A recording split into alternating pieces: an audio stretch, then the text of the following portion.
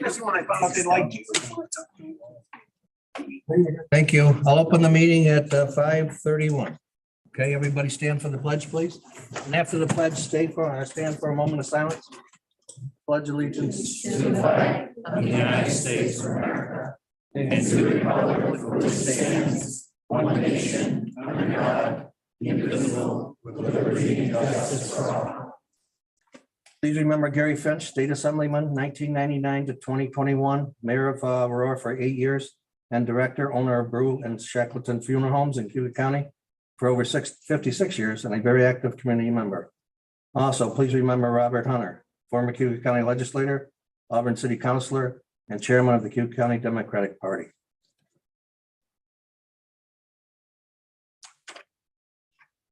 Thank you very much. Be seated, please.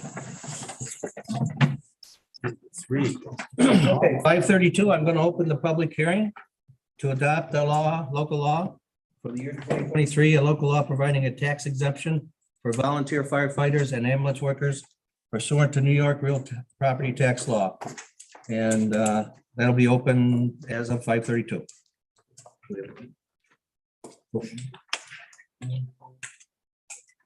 Phone number? Okay. Anyone that would like to call in and talk about that law is 315-294-8051, please. Okay, we'll start right off with the proclamations. Or I'm sorry, roll call first. I might. Jim Basile, Present. Eddie Dennison is excused. Lydia Patty Ruffini. Here. Chris Petras. Here. Aileen McNabb Coleman. Present. Bob Shea. Here. Hans Putcher. Here. Mark Strong. Here. Heidi Nightingale. Present. Elaine Daly. Here. Tricia Kerr. Here. Christina Clarko. Here. Michael Didio. Here. Brian Muldrow. Here. David. Here. Here. Okay, we'll start right off with proclamations. Let's start off with Older Americans Month, May 2023. Whereas Cayuga County includes a growing number of older Americans who contribute their time, wisdom, strength, and experience to our community. And whereas Cayuga County communities benefit when people of all ages, abilities, and backgrounds have the opportunity to participate and live independently. And whereas Cayuga County recognizes the need to create a community that offers the services and supports all older Americans may need to make their choices about how they age and live independently for as long as possible. And whereas Cayuga County can work to build an even better community for our older residents by not limiting our thinking about aging, exploring and combating stereotypes, emphasizing the many positive aspects of aging, inspiring older Americans, adults to push past traditional boundaries, and embracing our community's diversity. Now and therefore be it resolved that I, Dave Gould, Chairman of the Cayuga County Legislature, and fellow legislators do proclaim May 2023 to be Cayuga County Older Americans Month. I urge every citizen, resident to celebrate our older citizens to create inclusive society and accept the challenges of flexibility and thinking around aging. Okay, Nicole, would you come up wherever Nicole is? All right, let me present this to you and then you can sign it. Congratulations. I know you have a lot of people in I'm going to start with Connie and Beryl Berglund. They're not able to make it tonight, but they would have been the outstanding senior citizens of Cayuga County. And then I have with me Bev Centers, who's the president of the advisory committee. And we're going to start with Lily McCormick. We also have Robert Shea is the legislator. Lily McCormick of Aurora was nominated by her good friend Claire Morehouse. Lily is originally from Maine, graduated from Wesley College, was married and moved to Germany for a year. She returned to the States and eventually settled in Aurora, where her husband became a professor at Wells College in 1958. Lily and her husband raised 5 children, with Lily completing her master's degree in art history at Wells just 2 months before her 5th child was born. She was an art teacher in Southern Cayuga School District from 1973 to 1997. Lily has been a volunteer with the United Ministry of Aurora for 50 years, Auburn Correctional Facility Alternatives to Violence Program for 14 years, Chapel House for 12 years, the King Ferry Food Pantry for 13 years, the Emily Howland Elementary School Reading Program for 10 years, the Cornell University Botanical Gardens for 10 years, and served on the Aurora Village Board for 4 years. She's a member of the Southern Cayuga Garden Club, and over the years, she has cultivated a 40 by 40 classical labyrinth in her yard from cuttings from just one single boxwood plant. In addition, she maintains an elaborate yard full of perennial flowers and plants of every kind. Her garden was featured in the 2016 Southern Cayuga Garden Club Tour. In addition to her work, she maintains her gardens. Lily walks to the post office and village market and back, just about a mile up and downhill every day for exercise. She's never owned a television and has a home full of family photos, art, and books. She states connecting with her children and grandchildren brings her much happiness. She appreciates being active and enjoying her life at the age of 92. She advises others to just get involved in things that interest you. There are always things to do. So we're going to honor Lily McCormick.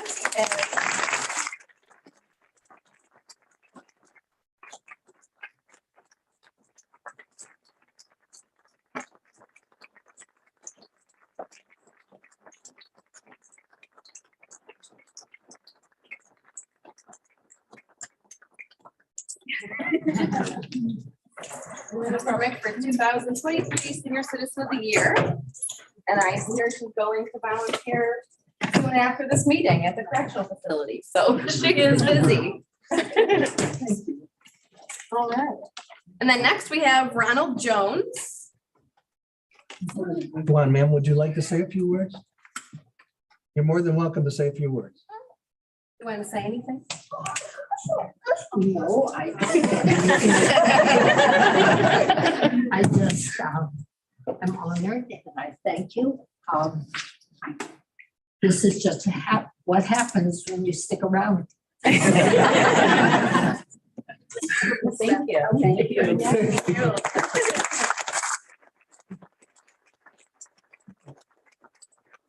If you get stressed, you're welcome to come and walk in our library. But no TV. No Yeah. TV. Impressive. All right. When you have time to raise 5 kids, that's what I want.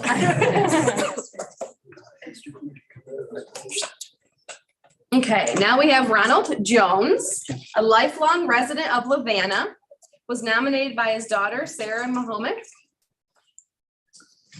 Mahomick, not Mahomick. I added extra letters. Ron worked as a professional iron worker in Syracuse for his entire career. He has 9 children, 51 grandchildren, and more great-grandchildren than he can count. Sarah shares that her father has volunteered with the Aurora Fire Department for 66 years and served as assistant chief. Despite medical issues that currently limit his involvement, he still enjoys going to monthly meetings and drills. She recalls him talking about being an interior firefighter back in the day when only the first 5 or 6 men in the firehouse got to wear the limited number of simple rubber jackets available. He has seen huge innovations in the industry over the decades. Ron took one of the first EMT classes offered in Cayuga County and volunteered as EMT for over 40 years. He was one of the first critical care technicians in the county. After responding to a call for a rescue over a waterfall, he was determined to find a better and safer way to rescue and recover people from our gullies and ravines. In 1984, he was one of the founding members of Cayuga County High Angle Rescue Team, a group that is still actively working today to meet those needs. As a result of his skill with ropes and pulley systems, he was asked to be an editor for one of his original instructors who was writing a book on rope rescue. Sarah notes that her father has devoted his entire life to helping his local community when they're facing their worst moments. She says that he has set such a good example that 4 of his 9 children also volunteer at different times for the Aurora Fire Department. And multiple grandchildren have joined the local departments and volunteer. The Aurora Volunteer Fire Department Chief, J.D. Ballone, says Ron is an all-around good guy. He was a founding member of the department and has been a positive presence for over 66 years. So congratulations, Ronald Jones, on being named 2023.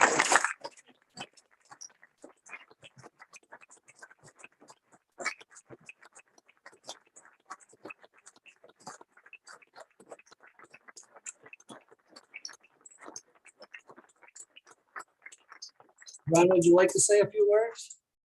Well, just thank you.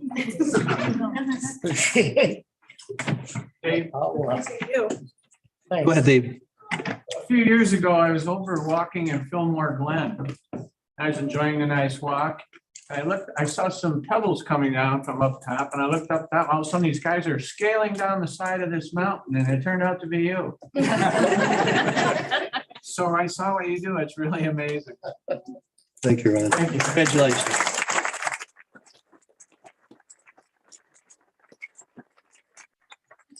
Point out that that whole side of this room is some of his been and going around towards the back.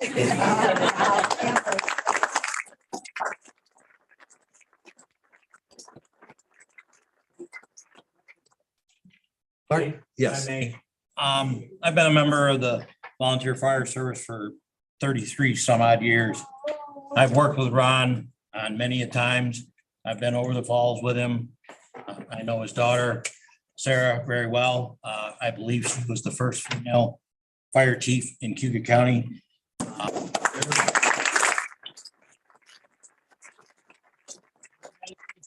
fire service is non-approachable. I thank both of them for their service.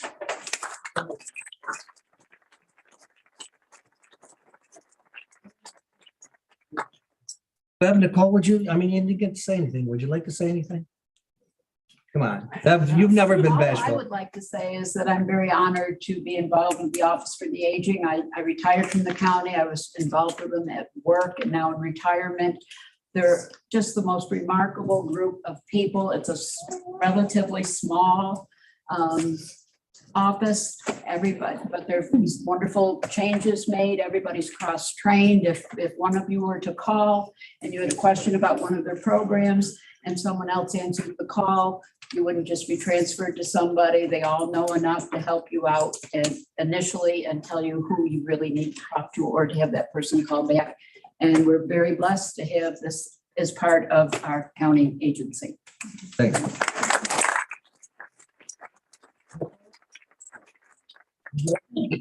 You, come on, you can say something. No? Okay, that's fine. Thank you. Okay, our next one is Cayuga County Legislature presents Foster Care Appreciation Month in Cayuga County, May 2023. Whereas in our democratic society, it is an important civic responsibility and a great honor for any governmental body to grant public recognition, admiration, and gratitude to those very citizens who have helped to build this community, ensure its public safety, and influence the future of its citizens. And whereas the more than 391,000 American children and youth living in foster care deserve to grow up in a safe and loving home devoted to their health, happiness, and advancement. And whereas this month of May, Cayuga County honors the absolute courage of young people in foster care who too often endure challenges that no child should ever have to confront.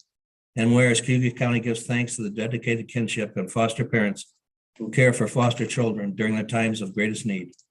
And whereas Cayuga County also recognizes the biological family, parents and families of foster children who work hard to overcome their difficult circumstances so they can safely reunite with their children. And whereas we as legislators dedicate ourselves to supporting the volunteers and professionals who help the foster youth find temporary and permanent homes. Now therefore it be resolved that I, Dave Poole, Chairman of the Cayuga County Legislature, and fellow legislators do proclaim our gratitude and urge the citizens of our county to join us in recognition of Foster Care Appreciation Month in Cayuga County for the month of May 2023. Christine, would you like to come up with you and your staff? It's Christine.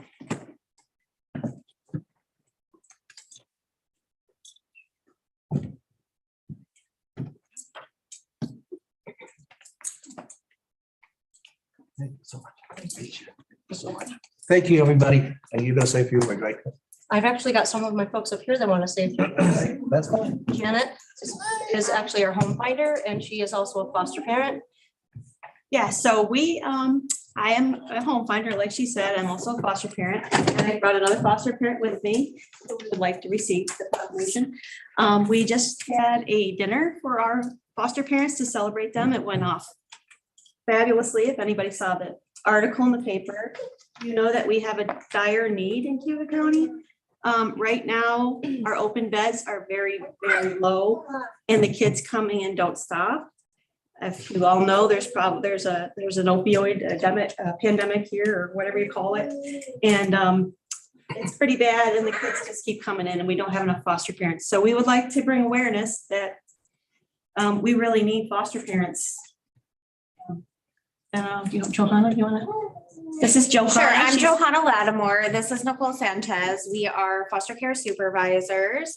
To my left here is Michael Kumi. He's a caseworker in our unit.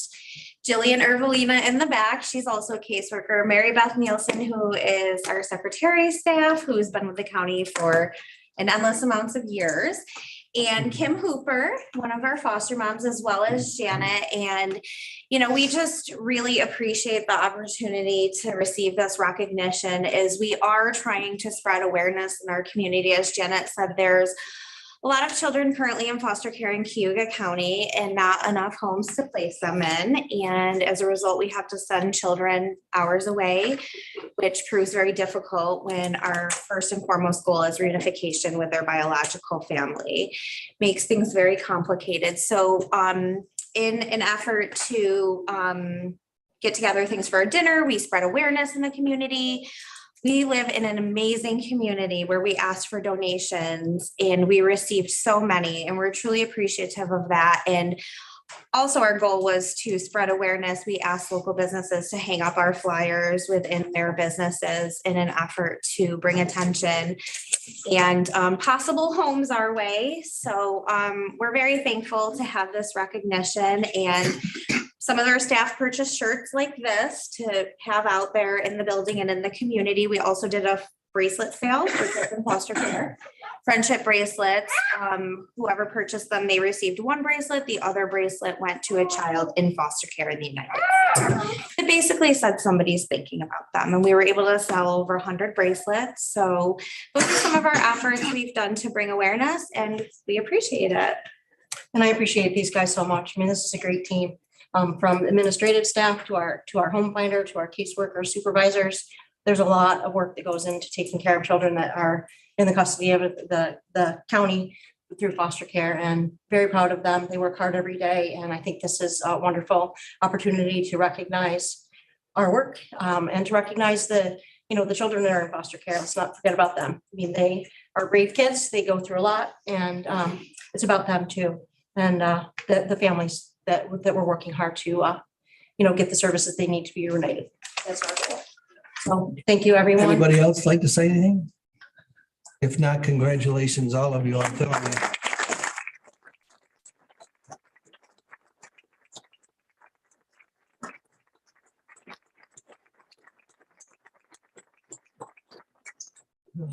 Just reading through this plaque, it's amazing. There's 391,000 American children living in foster care. I can't believe it.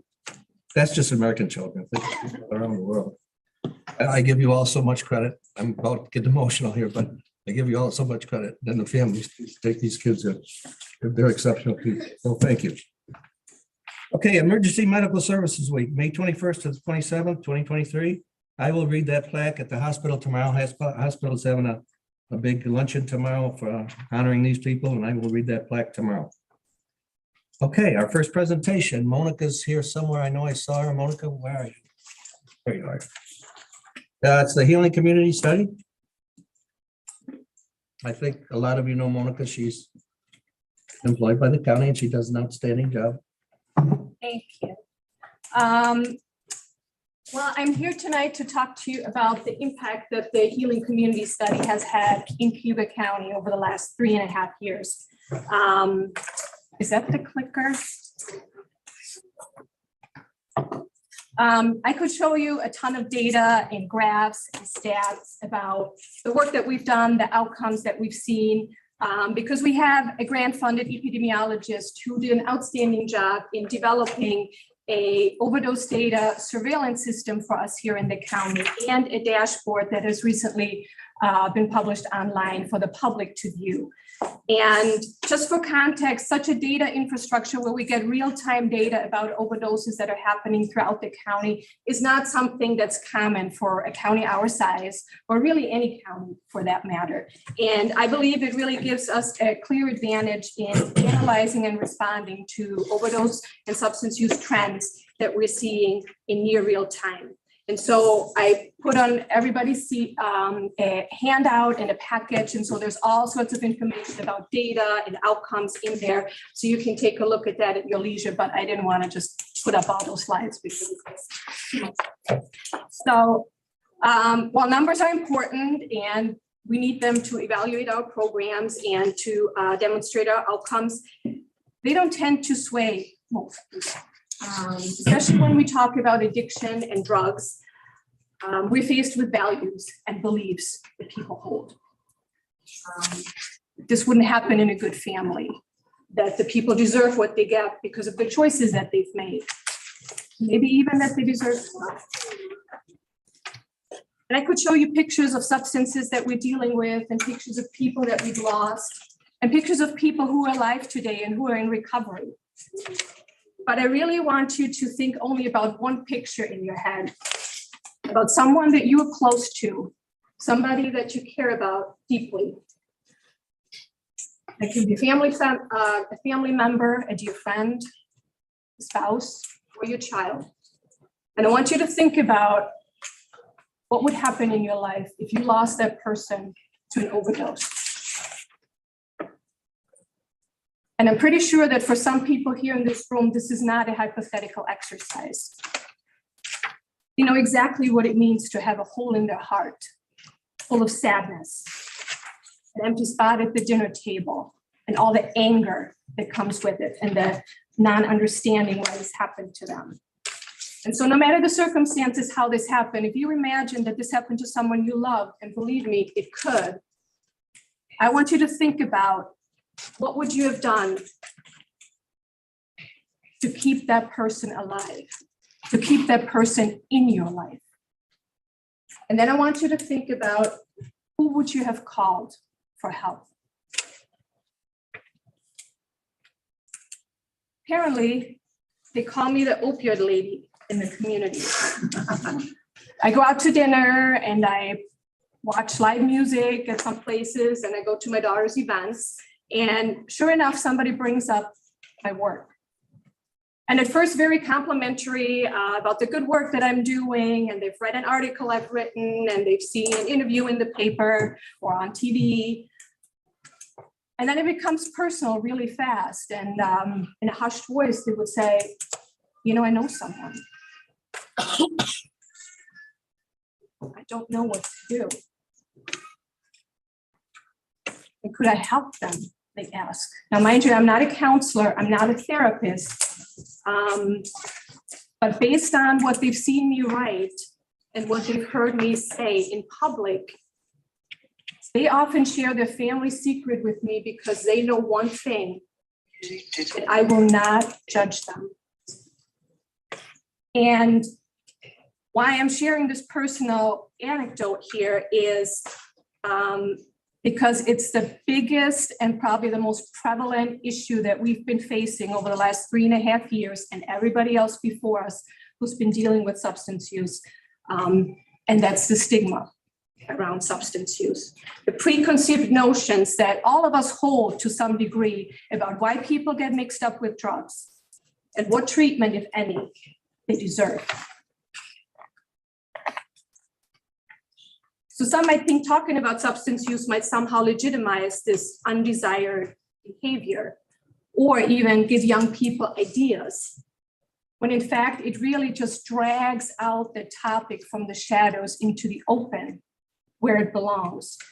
Because talking about it makes it real, something that can be addressed and faced together as opposed to just hidden away, which just makes it worse.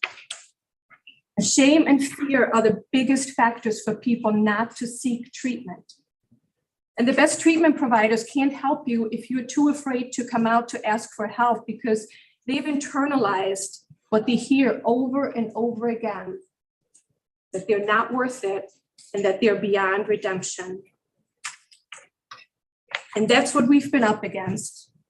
And that's why it's important to keep talking about it, because substance use disorder is a disease and it can be treated.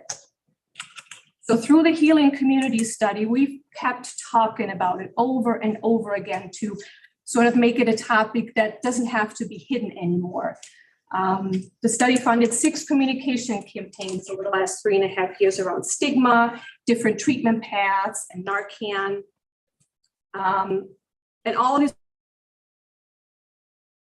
cultivating all the media relations, writing articles in the paper, preparing for interviews, coordinating news crews when they're coming in, like the PBS special that we had here recently.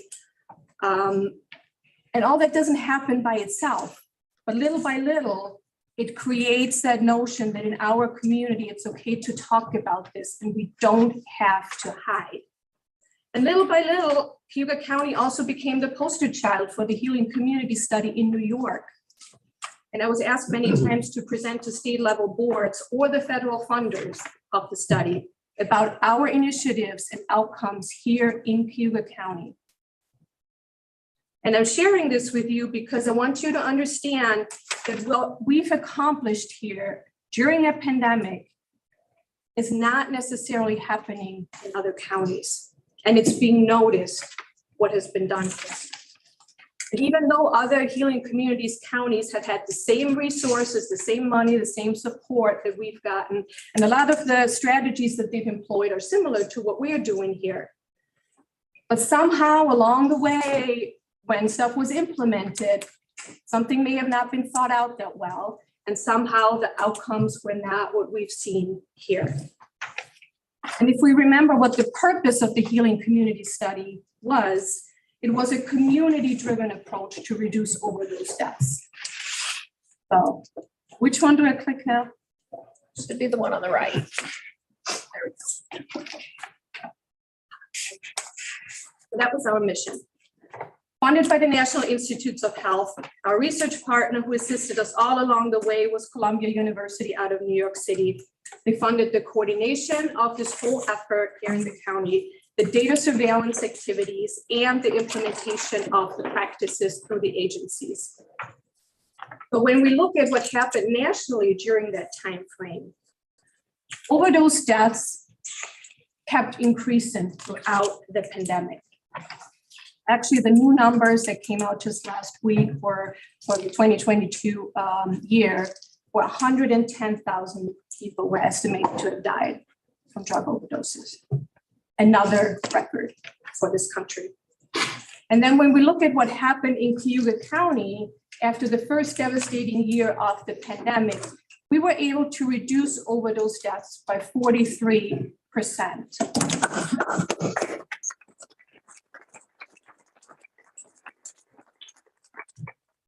If you don't remember anything else from my presentation tonight or what Healing Community Study is, I want you to take this image home where the national trend is going and where our trend is going. Not that this couldn't change anytime soon, because we have to keep our efforts going. This is not happening on a whim. But I want you to take that with you, that during a time of local and national health crisis, we managed to remain focused on overdoses and reducing overdose deaths, going against the national trend. And this didn't happen by accident. This didn't happen in other counties that were supported by the Healing Community Study. It happened here. And it happened not just because of financial resources we received, because other counties got money too. It happened because we had the right people in the right positions who were creative and proactive in a difficult time and coordinated and implemented new interventions. And I'm going to leave this up because this is like the main thing really I want you to take away from today. So why are we where we are today and how did we get here? The first order of business was to keep people alive because we know the only thing you can't recover from is death. So we're talking about Narcan in this instance, and there was Narcan available before the pandemic. And I imagine it was rather hard to get a hold of. We totally changed that with the Healing Communities Project. So the opioid overdose prevention program at Cayuga County Mental Health and the grant-funded outreach coordinator, we brought Narcan and awareness to all corners of the county. And that was controversial at first. Aren't we condoning drug use by doing that? Are people going to use more because now they have Narcan available? And I want to stress there is no indication for either of that happening. We believe that people deserve another chance in life. And I want you to think about the picture in your head of that person earlier. What if it was somebody you knew? So we developed a confidential mail service program that increased the access for Narcan in rural areas, something that I've yet to see in other communities. We popped up tables in hard-hit neighborhoods and towns and villages and trained people in person during a pandemic, when other communities have only started recently with in-person training. We started hanging up metal boxes filled with Narcan in public places such as here, the county office building and city parks in 2021. Some communities start now piloting those wall-mounted boxes in a couple of places in their communities. We're training staff in organizations, businesses, fire departments, municipalities, school settings, and students. And in your handout, there's a separate sheet with all the stats for our Narcan program. And these in-person trainings, they're intense and they get really emotional because they bring so much more than just Narcan. They bring hope to these communities and education and relief for the people. On many occasions, trainees, especially students, open up to our trainer and share their own struggles with substance use or that in their family. One student broke down during one of the trainings because she lost her brother to an overdose and they did not have Narcan at home.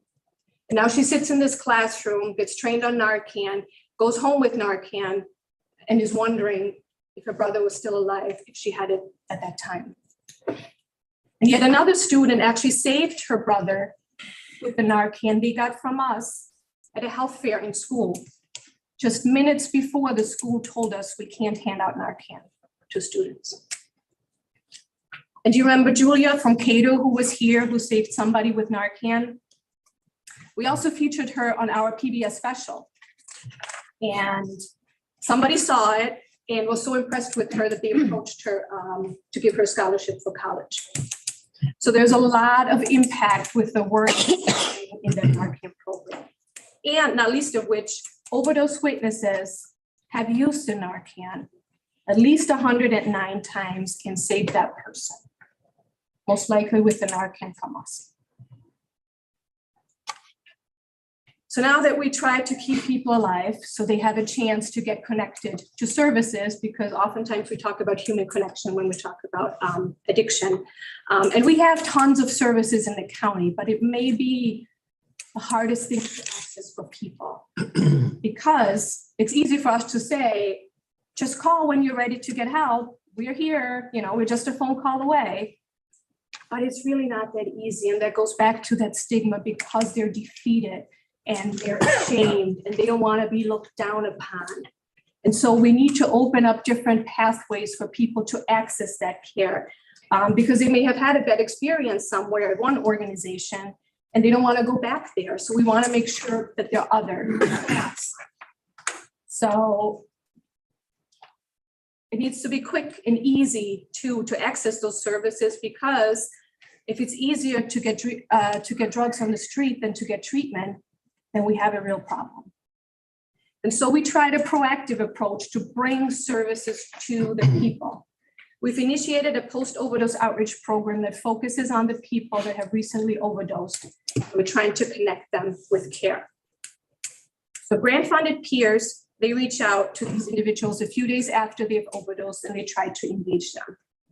Now, granted, they may not always be easy to find, they may not be ready to talk, but it plants that seed that somebody is there, and when they're ready, they have somebody to call, someplace to go.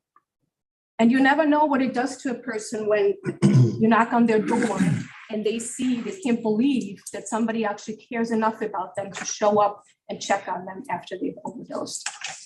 So something like that, just showing up and sometimes just giving them a warm meal or giving them a ride to an appointment might be the groundwork that needs to be laid for them to be ready in the future to actually seek treatment. So to help with that, we've utilized grant funds for these smaller purchases that are often not covered by other sources. And we dubbed them the Breaking the Barrier funds. And we use them to literally remove barriers for people why they would not want to go to treatment. So for instance, if a parent needs childcare when they want to go into inpatient treatment, or they need a safe place to stay for a night until the treatment bed becomes available, or they need clothes and some hygiene articles when they go to inpatient. So it's little things like that that can help with people taking that step. Transportation is often an issue just to get to basic appointments or to an inpatient facility that's further away. So we've utilized a grant-funded vehicle and peers to address this barrier as well. And so people are now being assisted with transportation to attend treatment sessions, counseling sessions, appointments to social services, or court appointments. The healing funding also allowed for peer support in the jail and at treatment courts. Again, we're trying to meet the people where they are and laying the groundwork for making human connections and offering different pathways for recovery. And one of those pathways are medications for opioid use disorder, MOUD for short, because it's really a lot. And that was probably the most controversial topic throughout this whole project. And it goes back to stigma, especially among healthcare professionals, about what type of treatment people should and deserve to get. So even though 2 out of the 3 FDA-approved medications were available in Cayuga County and are the gold standard for care, access was really difficult and with many strings attached, and prescribing was low. So we provided many educational and training opportunities for the community to realize that this is actually an option here in this county. And also we work with providers to increase the access and improve the access. And that was not a popular stance. The notion that it's just substituting one drug for another and that people would abuse that medication was still very prevalent in people's minds. And that was a stigma that was really hard to break. Of course, we would never withhold life-saving medication when somebody has a heart attack or diabetes, but when it comes to substance use, the standards are applied differently. Thankfully, we had a prescriber at the Cayuga County Mental Health Center who championed this initiative of integrating medication and substance use treatment at the clinic, which is not something that is happening in many mental health clinics, by the way. And this was not a small undertaking either. It took training for staffs on all levels, from front office to billing to nurses to therapists and prescribers. And we provided the training through a grant-funded consultant. We also use grant funding for prescriber time to allow for that same day medication initiation that was so important and not common among practices for providers at that time. It often took a week or more to see somebody. And that's a long time for somebody who's ready and afraid of withdrawal. So our same-day initiation program served 129 people in the 1.5 years before the funding ran out. Those are people who could have ended up on the street and using again. So overall, this was a lot of work in facilitating collaboration and cooperation amongst agencies and county departments. And a couple things that I wanted to highlight before I end are some collaboration initiatives that we did. I just heard recently on a webinar, and I was really surprised by that that many counties have blacklists for high needs individuals who strain their system and make sure they get them away from their agencies. Healing Cayuga initiated and still coordinates a countywide overdose task force that does exactly the opposite. With first-line responders, we meet monthly to discuss high-risk individuals and how we might better meet their needs. And when we heard of overdose spikes in other communities, Healing Cayuga spearheaded an overdose spike planning effort and brought together leaders of 14 community agencies. And in several meetings, we agreed on parameters like what constitutes an overdose spike and devised a plan on how each agency would respond when that happened and when and how we would inform the public. And that's also, the plan is also in your package. So in many aspects, we've taken chances by trying new things, and we're now ahead of some of the other counties. Even though, in full disclosure, the Healing Communities Project wasn't always popular. But that comes with the territory when you're working on changing the system. We navigated these challenges, and I think the outcomes speak for themselves. And the fact is that if we didn't have these resources at the time, especially during the pandemic, the focus would not have been on opioids, and our community likely would have been devastated by overdose deaths, like so many others nationwide. Thank you.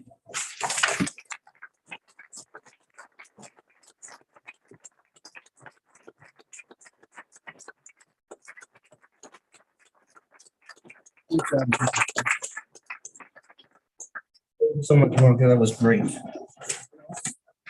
Sitting up here, you get to look at everybody, and I'm up, 2 or 3 foot higher than you are. And I looked around when we were talking about foster care, and when we were talking about this, everybody was paying attention, everybody. Nobody was talking to each other, they were all listening, and that's great, so thank you. Okay, Jen Delicata, where's Jen? Right here. Okay, Jen, thanks. Solar exemption basics, number 101, right? That is correct. How do I get it up on the? Just give me one. Oh, okay. Thank you, everyone. Thanks for coming. Be safe. Thanks, Monica.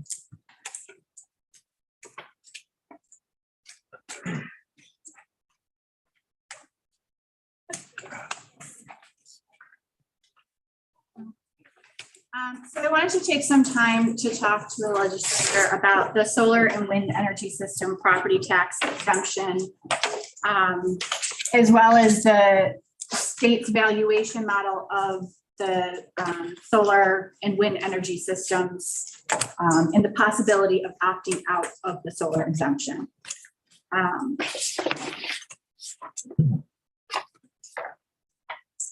So I just want to give you a little bit of education on the state law that provides for the solar and wind energy system exemption. It's section 487. So if you ever hear anybody refer to section 487, it's referring to the solar and wind energy exemption. And again, the valuation method that the state requires that assessors use to value these projects. And again, just start the discussion if Cayuga County should consider opting out of section 487. So exemption is for a number of different energy systems. Generally, you'll hear it talked about with the solar and wind energy systems, but it actually covers a whole host of other energy systems as well. But primarily I'll be focusing on the solar and the wind system because that's really what we've been seeing in our county. So section 487 allows for the exemption of taxation to the extent of any increase in the value derived from the energy system for a period of 15 years. So essentially the value that project brings is exempt, the land is not exempt, it's on. The owner is required to apply for the exemption in order to receive it. They apply with the town assessor.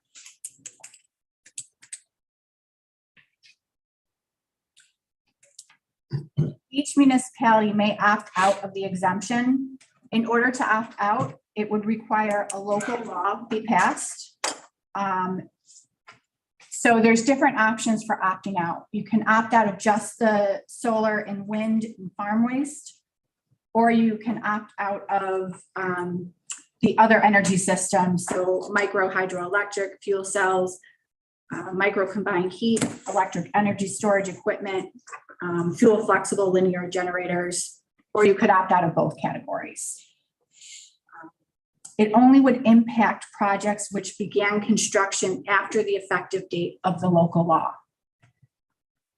And construction is deemed, according to the law, to have begun upon the full execution of a contract or interconnection agreement with a utility. So what exactly that means, I would have to refer to legal. And it would probably be, where the energy project is as far as development of it.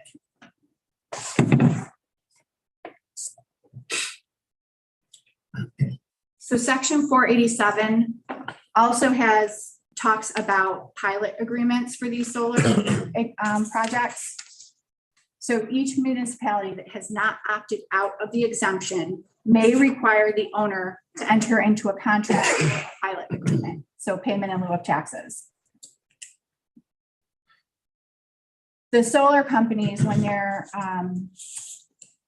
engaging in a new project, they have to notify the highest official ranking member of the taxing jurisdiction that they plan on doing the project. So in our case, it would be the chair of our ledge.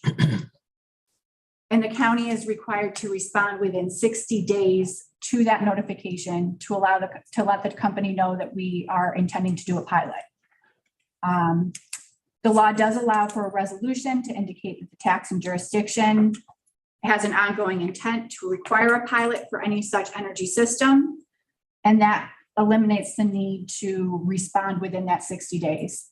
So Cayuga County did pass a resolution in October of 2022 to require pilot agreements for these solar and wind energy projects. Pilot payments, the annual payment, and this is very important, the annual payment cannot exceed the amount of the taxes of what the taxes would have been if there had been no exemption. So this is going to have some values, the scenario that I ran values for, and you'll see why this is important when you look at those values.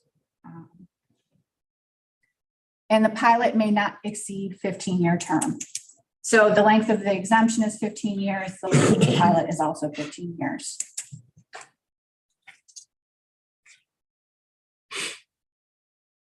So getting into the valuation model. So real property tax law 575B requires that a discounted cash flow approach be used to value solar and wind energy projects. So essentially, it's taking the value of an investment based on expected future cash flow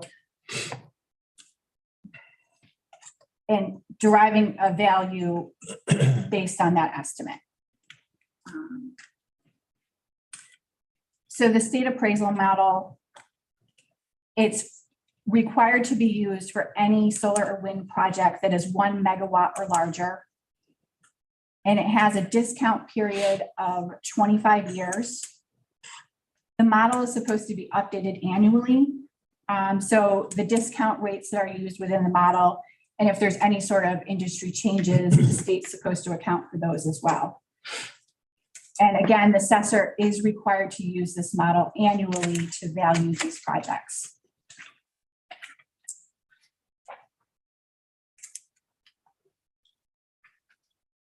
So I've listed out just a bunch of model inputs.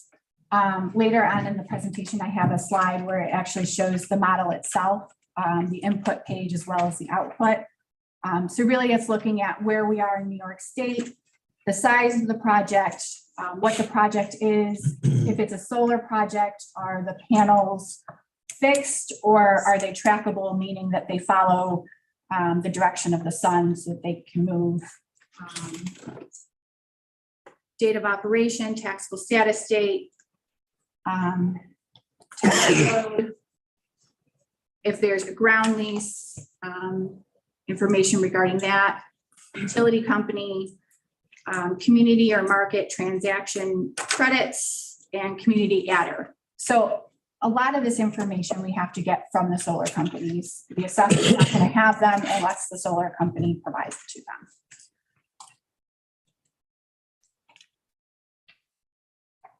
So there was a temporary restraining order on the state model. However, with the passing of the state budget, there was Part N in that budget that essentially says that all assessors are required to use the state model. So that temporary restraining order through the courts is no longer valid, and the assessors do now have to use this model.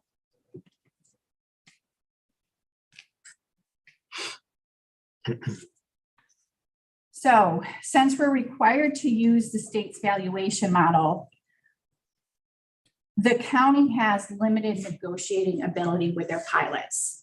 Essentially, the state says, you're going to value the project at this based on these inputs. So we no longer have any sort of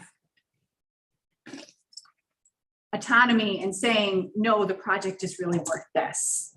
And I will say, speaking to many different experts in the state that have looked at these values, the state's valuation model tends to be low. Another concern that I have is that while the county has a resolution to require pilots for solar and wind energy projects, we rely on the companies to negotiate in good faith. So there's a risk that the owner can apply for the solar and wind exemption and that we don't come to an agreement on a pilot. So what does that mean? Essentially, it means that our attorneys get to fight it out in court, and we have no idea what the precedents would be as far as how the court would rule in that situation. So there is a potential to receive no taxes or pilot payment in that situation. And again, I had mentioned before that the pilot annual payments cannot exceed the amount which would otherwise be payable without the exemption. So essentially, if you negotiate a pilot and the payment is going to be more than what they would have paid outside of the pilot, just without the exemption, essentially it gives the company out from that pilot agreement.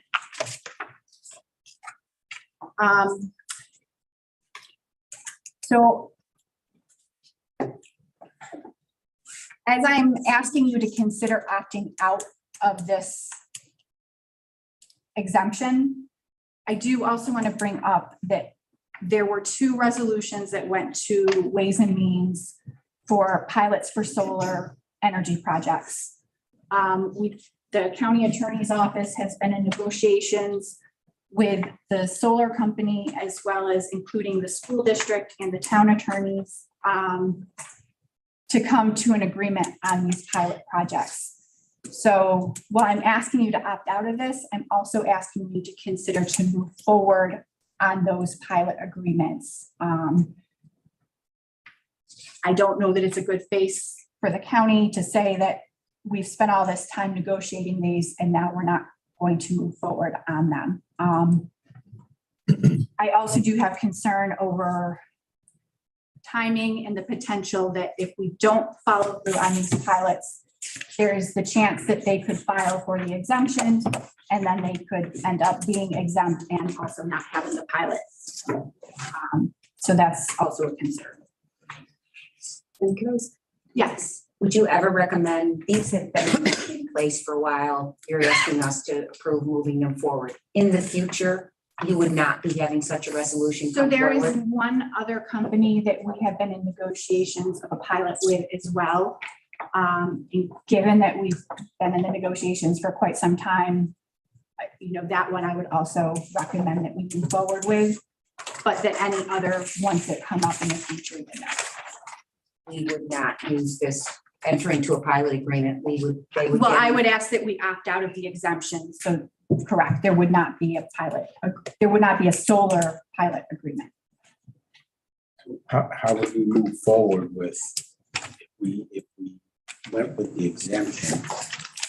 How would we move forward on collecting what would be fair and reasonable taxes on a property that business is on, like any other business? So where the valuation, the state has dictated how those properties, how those projects are to be valued. So essentially the assessor is required to input the figures for the different inputs that are in the model, and then it spits out a value. And they're required to use that value. So I'll follow up. So that's what you're recommending. We do use the state's program after this. We have to use that. That's not a recommendation that we're required to do for the valuation portion. So what I'm recommending is that the county opt out of section 487, the solar exemptions, so that we say we're not going to allow the solar exemption. So that if, it's not applicable to the county taxes if somebody applies for it. Jen, let me ask you a question. So my fellow legislators know, Jen is talking about WM6 and WM7, right? Correct, WM6 and 7. The one that we pulled at Pulled Ways at and Ways and Means, Jen Means. is asking us to pass those. Yes. Okay, just so everybody knows what she was talking about. Thank you. Okay, I just wanted to take a break to go over that because I know that this is conflicting with that and it's confusing enough to begin with. So to throw that into it as well, I apologize. Yes. So it is extremely confusing. If we don't allow the solar exemption, that means the state's formula goes forward. So I'm going to go over what it Okay. would mean. Okay. All right. Okay. So I would ask you to consider opting out of the solar, wind, and farm waste energy systems only. If you wanted to do all the other ones, that's great too. But what we're really seeing an influx in our county of are the solar and wind projects. It's each municipality's option whether or not they're going to opt out of the exemption. So the energy project could pay full county taxes, and then they could negotiate a pilot agreement under the solar exemption with a town, school, and village. So it's every municipality's option whether they're going to allow the solar exemption or not. The energy projects could also go through CETA, the Industrial Development Agency, for a pilot. So just because we're not willing to negotiate a pilot, it doesn't prevent them from getting another pilot. It's just through another avenue. It would be through a CETA pilot.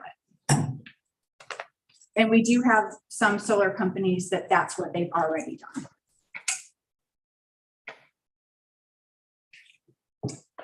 But under the CETA pilot, I just want to point out that some of the restrictions that are included in 487 are not with a CETA pilot. So I ran some, and I'm sorry because this is absolutely tiny.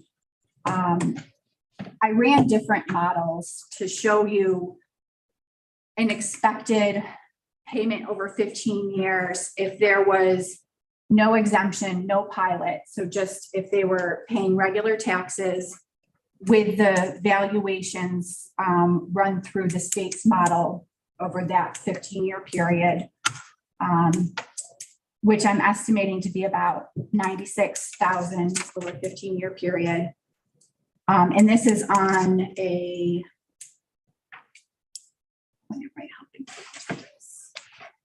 I believe it was a 4.7 megawatt project that I ran through the projections with.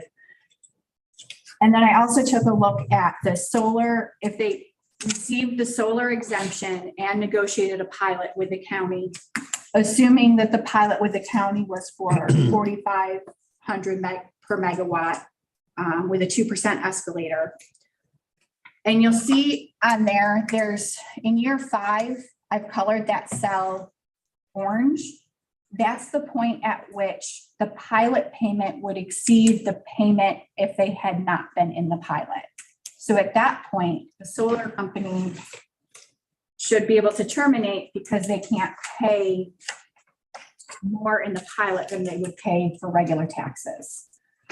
So while the pilot negotiated would come to about 137,000 revenue to the county, the reality is it would only be about 76,000 because the payments through the pilot would be more than what the actual regular taxes would be. And then I've also calculated out what the taxes would be if there was a solar exemption and no pilot. So meaning that we just were able to collect taxes on the land only. So over the 15-year period, that's about 11,000 in revenue. And then I took a look at a CETA pilot over 15 years. And that's assuming 3,500 per megawatt with a 2% escalator, with the county receiving 35% of the payments. So with a CETA pilot, it's based on the proportion of taxes that each municipality would get. So they divide it out based on that. And that would be about 109,000 over the course of that pilot.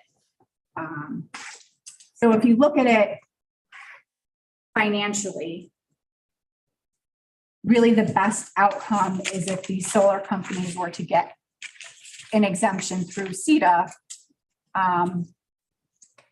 Worst case scenarios are really if we provide that solar exemption. Any questions on this? There will be a test, so I hope. 1,000 of them. Apologize. Are you kidding me? It's confusing, and all the little things that the state has stuck in, it makes it more confusing, so. When I have a question, I will be calling you, Jeff. Okay, yes, anyone call me at any time. Question about the chart real quick. Yes. Can you go back to the chart? So which one of these were if we didn't go with the pilot, which one of these columns is the column that would be the formula for the state? Or haven't you got there yet? So it would either be that first column, no exemption, no pilot, or it could possibly be a CETA pilot. So even if we don't offer the solar exemption, meaning that there would be no solar pilot through the county, the solar project could still apply through CETA to get a pilot through them, which has different conditions than if they were to get the solar pilot. That's the county's portion, but then all the other municipalities have to do the same thing.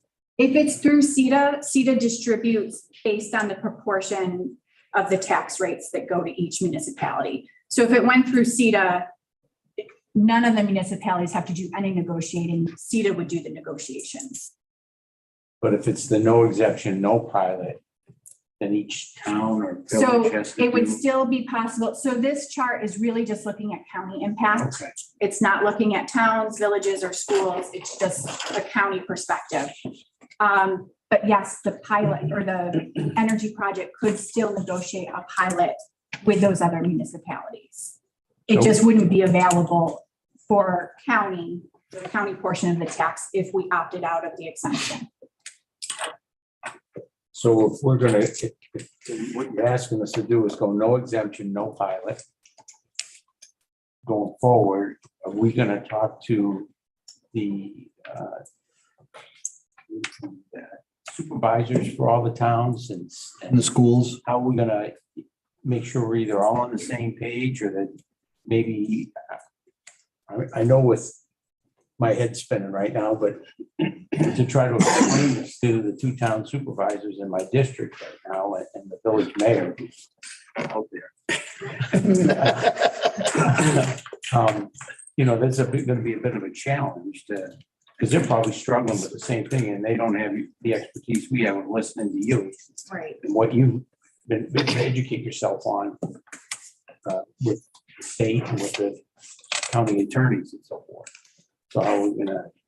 I would reach out to all of the assessors to let them know of the update so that they would know, one, that they can't provide that exemption on the county portion of the assessment.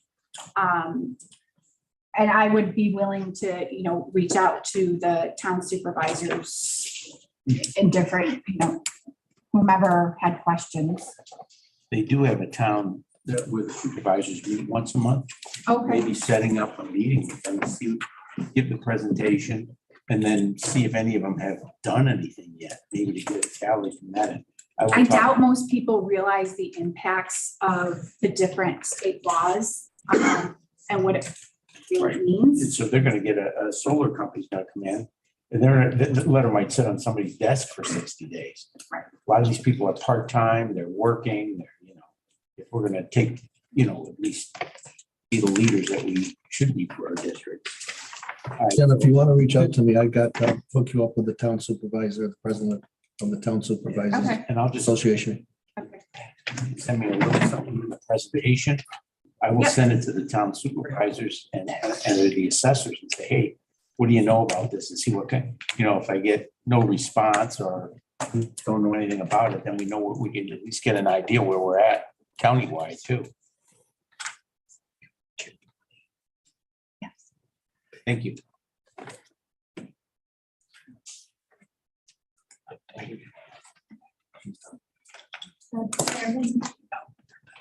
I have a question. Yeah, go ahead, Lydia. I was waiting for the conversation to be done, but go ahead. Oh, sorry. Thank you. I couldn't hear any. Sorry, that's why I was being obnoxious, I think. Thank you very much for this presentation.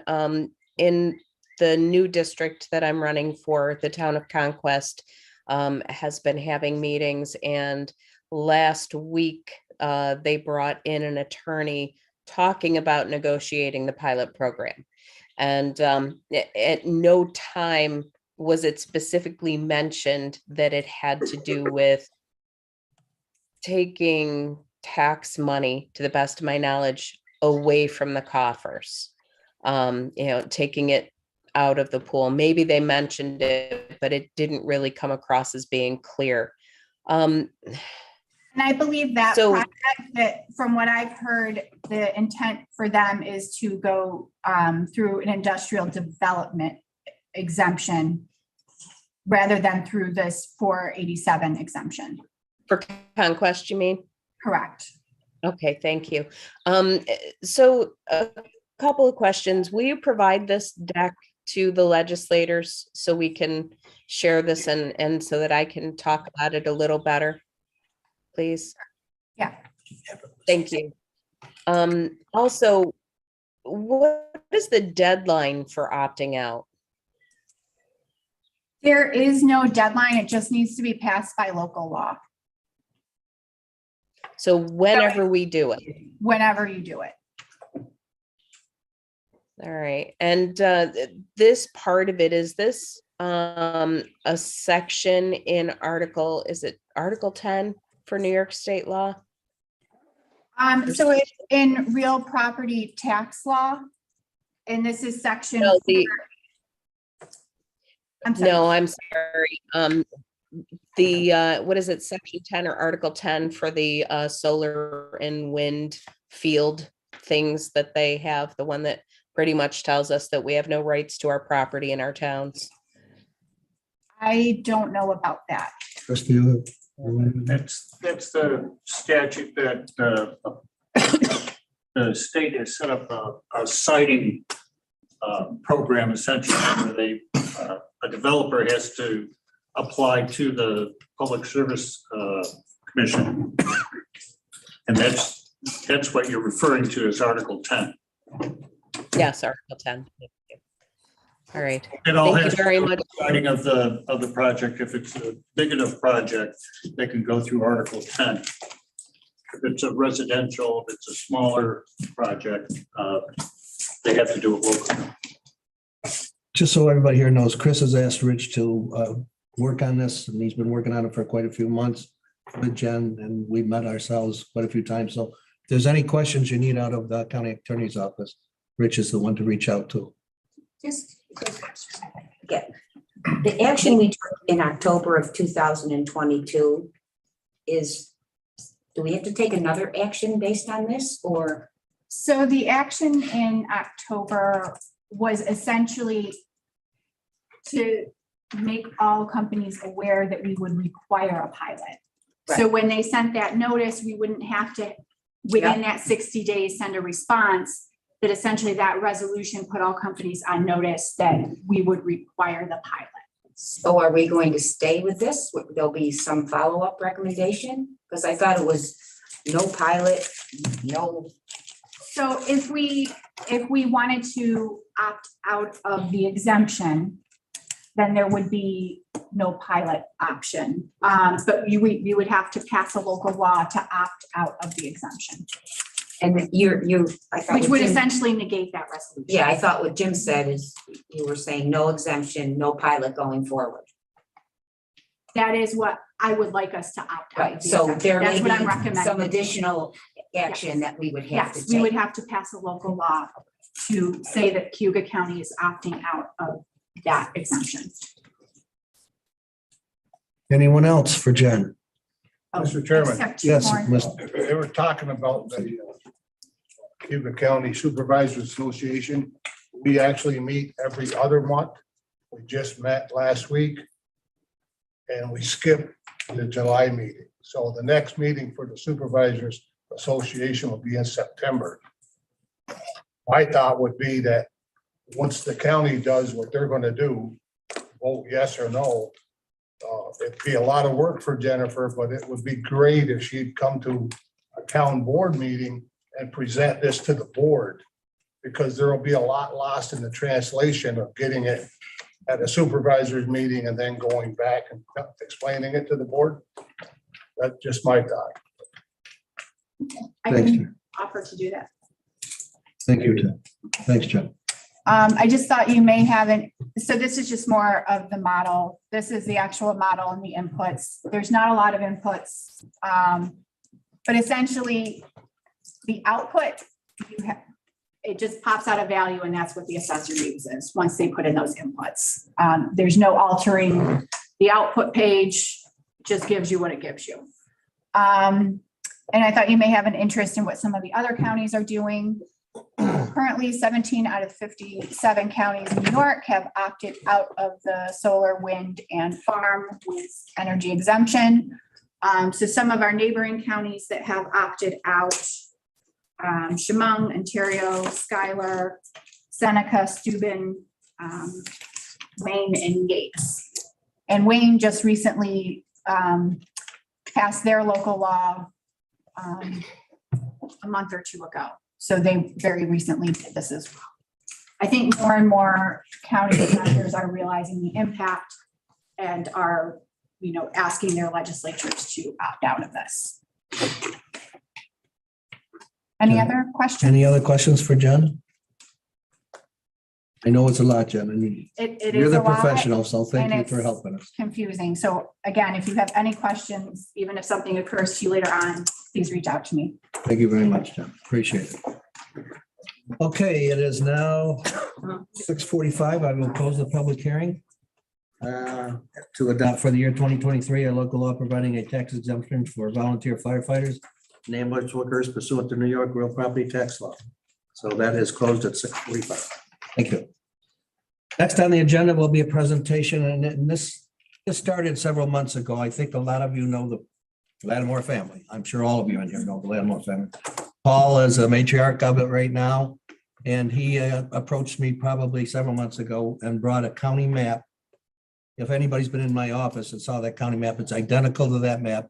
It was made up in the 1860s, I believe.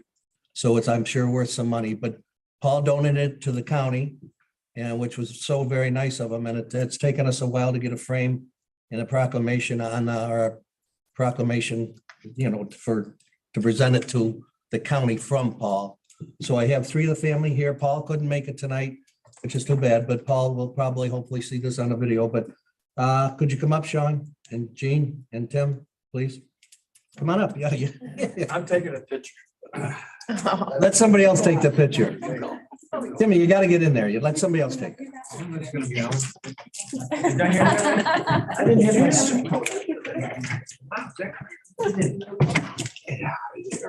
I know. Okay, why don't you unveil it?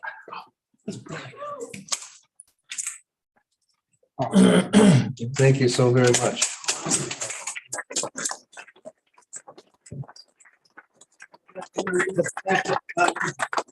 Donated by Paul Lattimore in memory of his loving wife, May. So we want to thank Paul. We want to thank the Lattimore family very, very much. You're all friends of ours. We really appreciate it. And thank your dad, of course, immensely. And that's going to go up right in the hallway in the chambers. Forever and ever and ever until this building's torn down. And then we'll put it up again. It's amazing. Yes. Thanks. Chairman, would you get in? Christina, do you need both sides or what? I'll stand over your side. Can you get everybody in? Yeah. Okay. We used to be part of the Onondaga County, but Cayuga's thought, well, we better split. The history man, right? Is it true, Tim, you negotiated that sale? Absolutely. There's gotta be a good. Thank you, guys. Thank you.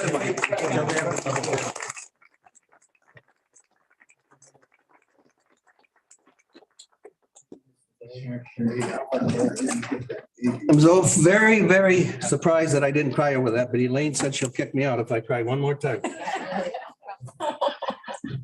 Okay, where are we? Privilege of the floor, I think, Mark, yes.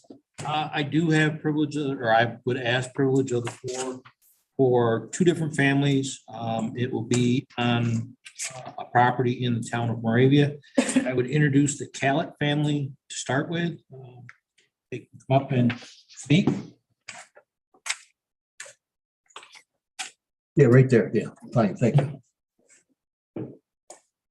Good evening to all, and thank you for your time tonight. My name is Brian Callett. My wife Katie Callett and son Miles are here with me. Thank you, Mark Strong, for representing us and granting us an opportunity to make a statement in regards to this property in Moravia. My wife's mother and stepfather, Becky and Lewis, were the previous owners of the property. They purchased the property from Becky's brother because Lewis's adult son and daughter, Louie and Brenda, demanded that Lewis's wife, Becky, and her children leave Lewis's home that Lewis and Louie lived in. Lewis and Becky purchased the property to raise my wife, Katie, and her two brothers, Teddy and Kirk.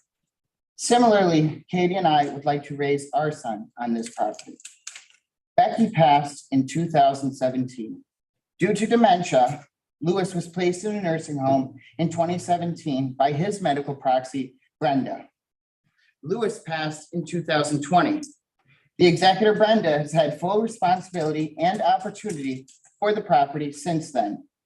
The property was seized for non-payment of taxes. The period of unpaid taxes is 7 years. Katie and I filed a foreclosed property purchase request for prior owner or party in interest as an heir on April 20th, well before the May 1st deadline.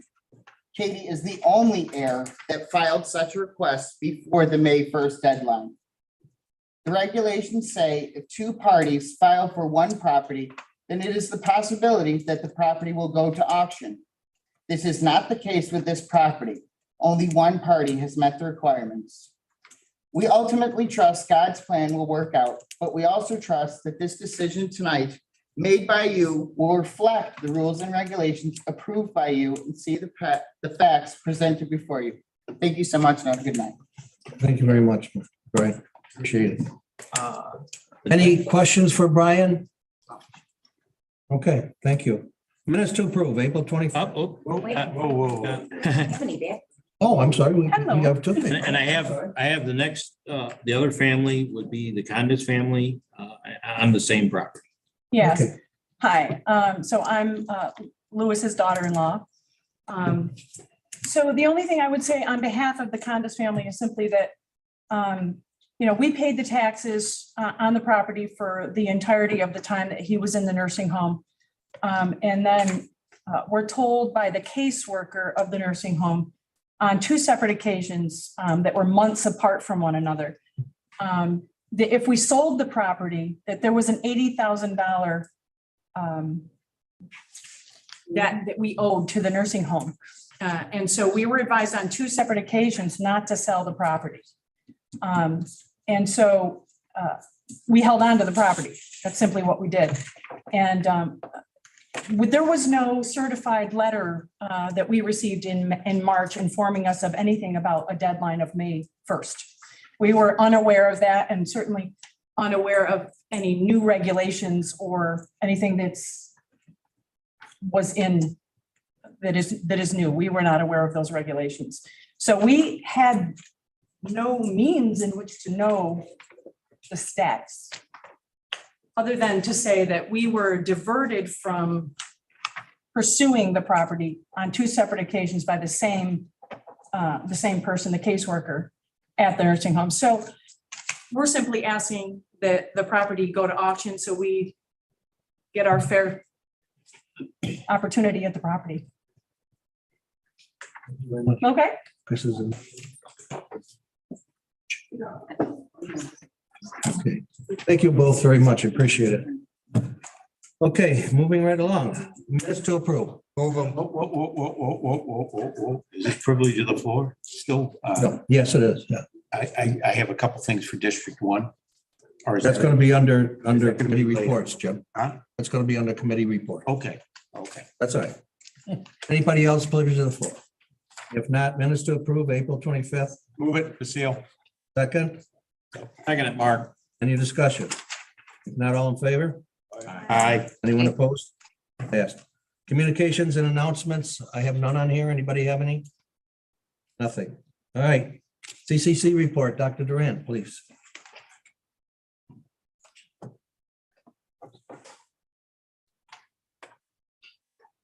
Good evening, everyone. Good to be with you. What a wonderful presentation. Yeah, the community. Yes, it was. Certainly over the last week or so, the college has been able to have its celebratory events as the culmination for the 2022-23 academic year. Our nursing pinning ceremony where we graduated 30 nurses, 20 nurses, and then our commencement exercise last Thursday evening at Falcon Park. It's certainly a time for, the year where we're also looking ahead with the state budget now passed. We're able to finalize the college's budget, which we anticipate to be presented and approved by the College Board of Trustees next month, and then bring through your process in July as we look ahead. The state, in the end of the year, at the end of the time, decided to approve flat funding for base aid, was absent of an additional 4% increase that we were advocating for. And although we appreciate the floor, it certainly helps with, without a reduction in state aid. It certainly does not help us when it comes to adding additional resources to be as agile as we wish to be and as strategic as we always hope to be, because resources, certainly at the college over the last 8 years, they continue to be, in decline based on enrollment and other factors. I think in 2015, when I arrived, the budget of the college was about 31 million, and the budget this year is 25.8. Responsible, of course, living within our means, we've stabilized our finances.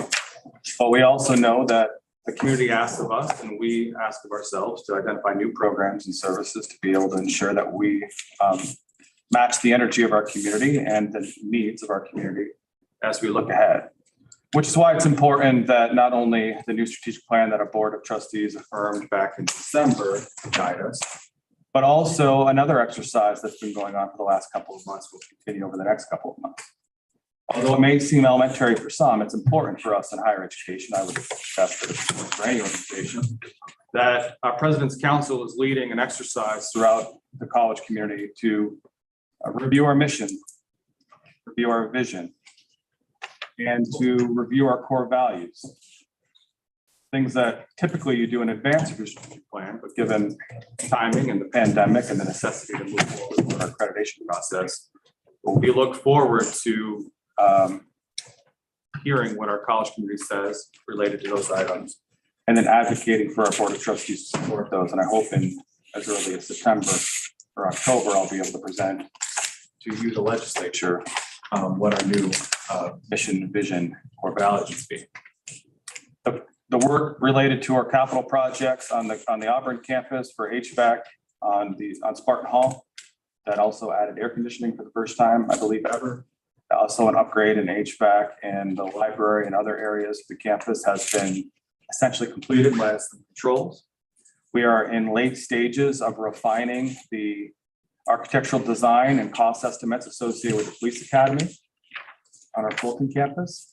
We anticipate that to be bid ready and construction to be able to start in the fall, with hopefully completion as early as January to welcome the next class of academy students that I believe the Fulton Run starts in April of next year.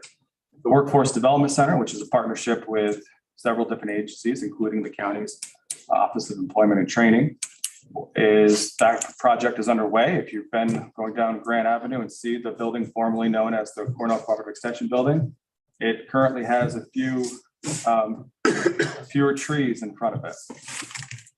That was not just something that I thought was necessary for the view of something that will, I think, be beautiful and modern, but also was the reality of the easements related to utilities, related to root structures of those particular trees that we were able to have, they were necessary to remove and to move forward. We're looking at signage and so on.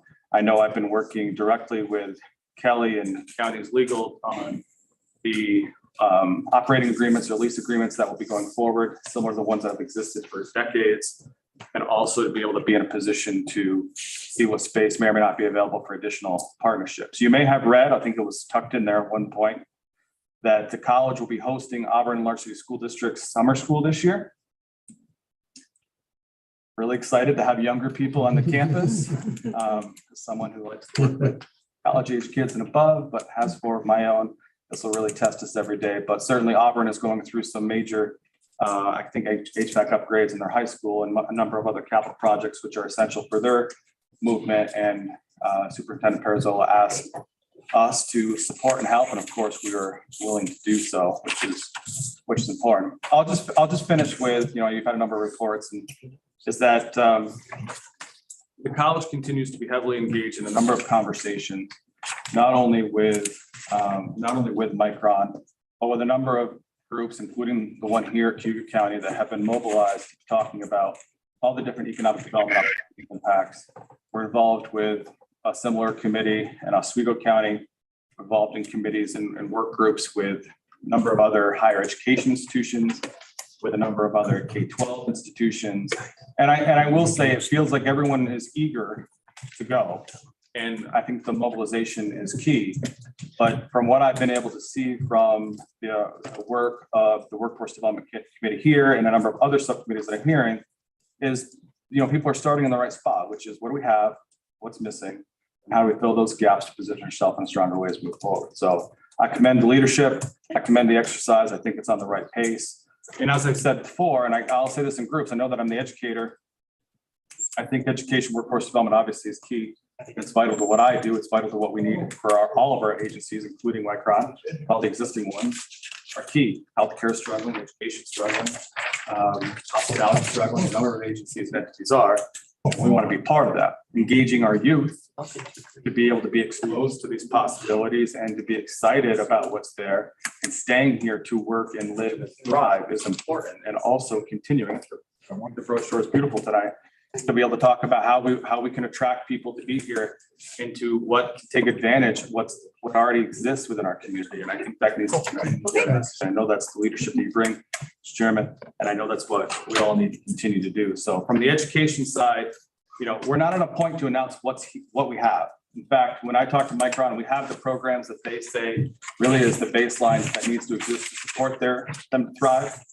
What matters most is how do we create a pipeline of adults to re-enter education and training? How do we encourage young youth, really at this point, starting in elementary schools, to be able to be in a position that 8, 10, 12 years from now, that going into high-tech STEM fields in this region is a place to go, and not just outside of the state, other parts of this country. So, I know it's not, that answer doesn't always make people excited and happy, because people want certainty over the process, but the process is key at this point. And I think the strength of the process continues to be, as I said last month, people coming together to think about how this community can be aspirational, not just in education, but in other ways, to be able to be best positioned for Micron, for existing business, and whatever the future may be. So, the college will continue to plug along. Our budget is next for you, and our capital projects, we hope to see us some ribbon cuttings in the fall. Thank you. Any questions for Dr. Durant? Yeah, Jim. First, thank you for the presentation, the updates. On the Micron thing, the only question I really have on that, And I think it'd be great if they use the community colleges to educate people to work at that facility. Have they indicated any kind of course line out of what that's going to be? And you don't have to get into the weeds. I was just curious if they've done, have you had that kind of I communication? love the weeds. So, yes, we've had conversations about the curricular aspects of the program. Really, when they're talking about technician, and this is something that I think we're going to find over time. They have partnered originally as founding partners with Onondaga Community College for the technician and other aspects. They also have partnered, I believe, on the engineering side with Syracuse University. But they know, those college leaders know, I've been in constant communication with Onondaga Community College about how do we work together? We can be innovative and have joint 1+1 programs. If they have facilities that we don't have, we can look at that. What we have at the college, we have a manufacturing institute that could be reinvigorated and help thrive both locally and from Micron. Our programs are well equipped to provide people and prepare people for a technician. We opened a new one on our Fulton campus last year. And the curriculum we have in mechanical technology, the curriculum that we have is really designed to bring people up to the technician base. They also are talking about the importance of liberal arts, of course, so which is something else that we have. What we'll find over time, I believe, is having a base of people with the aptitude for technology, the interest in it. It's going to be a combination of the training that BOCES can provide, the K-12 will provide for interest, the colleges have in a standard way. And in all honesty, the companies also provide a high level of training too and will, particularly as it gets stood up. So we I had a meeting just a couple of weeks ago with Oswego, with Micron, talking about laddering programs for other higher level jobs that Micron may have. And I think from our perspective, we have a baseline that exists. Some tweaking will happen, but that tweaking isn't probably going to be necessary to happen for a number of years. Thank you. Any further questions? If not, thank you, Dr. Duran. Thank you all. Thank you. We're very happy to have Dr. Duran on our local county Micron committee. He's been attending meetings. College on our committee. So thank you very much, Doctor. Okay, where are we? Department report. Shireen's been working on this for 4 months. No, I'm just kidding. But Shireen, it's all yours. I know, I laugh a lot, but that's right. While she's going up there, I just want to say, anybody that's been in this county office building more than once, and you all have, knows how hard Shireen has worked since she took over a year ago. She's outstanding. We couldn't do it without her.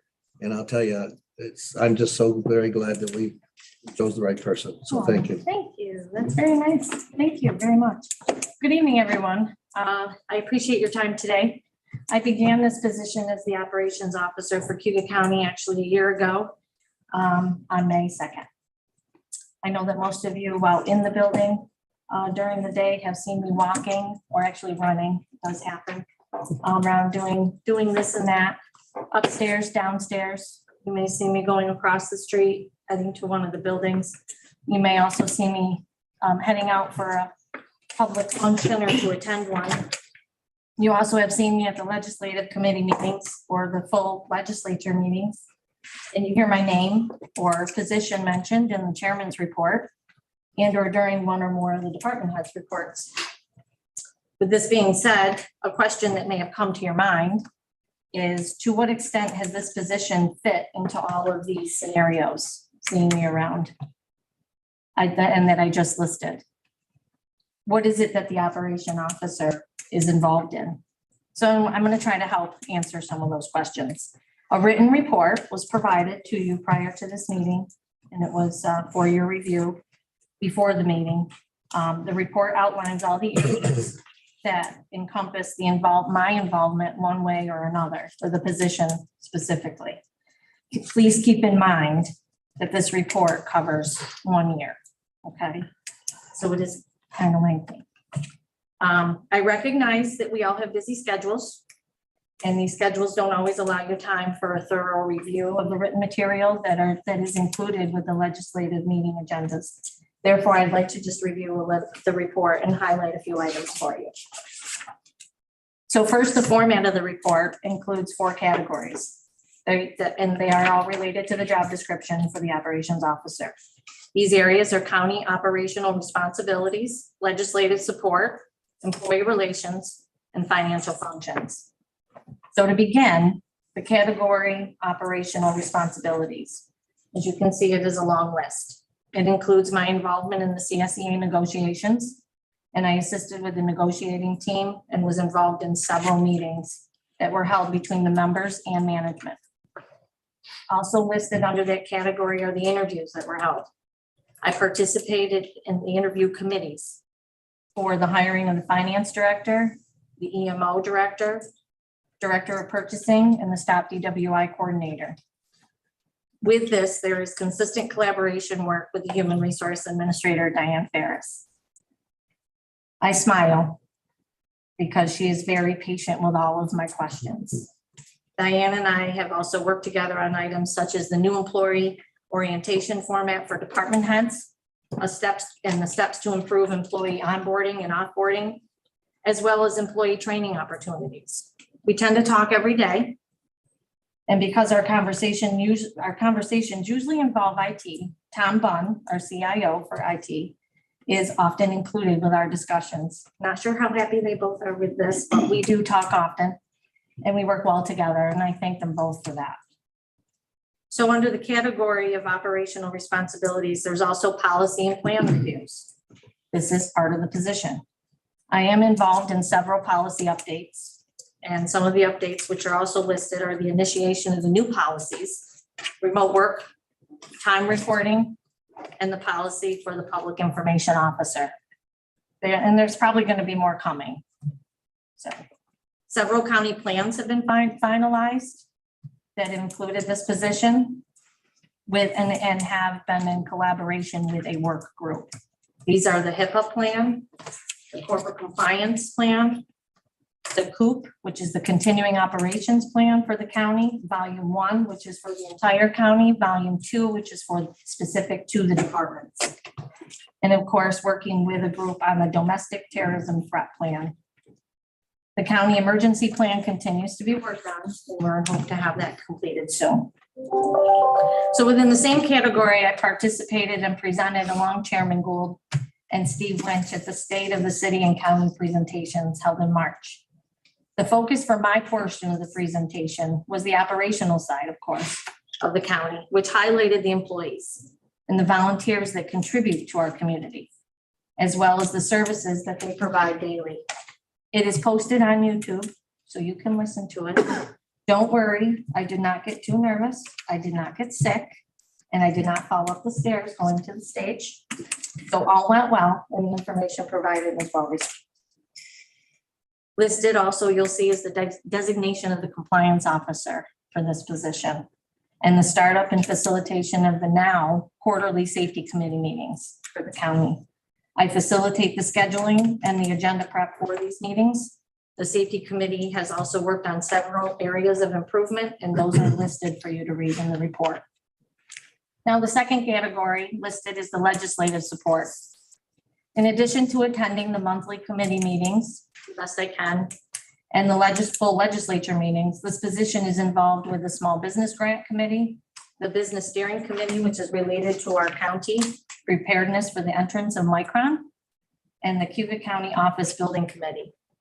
Regarding the building committee, Gary Duckett and I worked together to facilitate the departmental meetings, basically that were held with the architect related to the spacing of the projected building. It was a full day of meetings. Gary was a great help.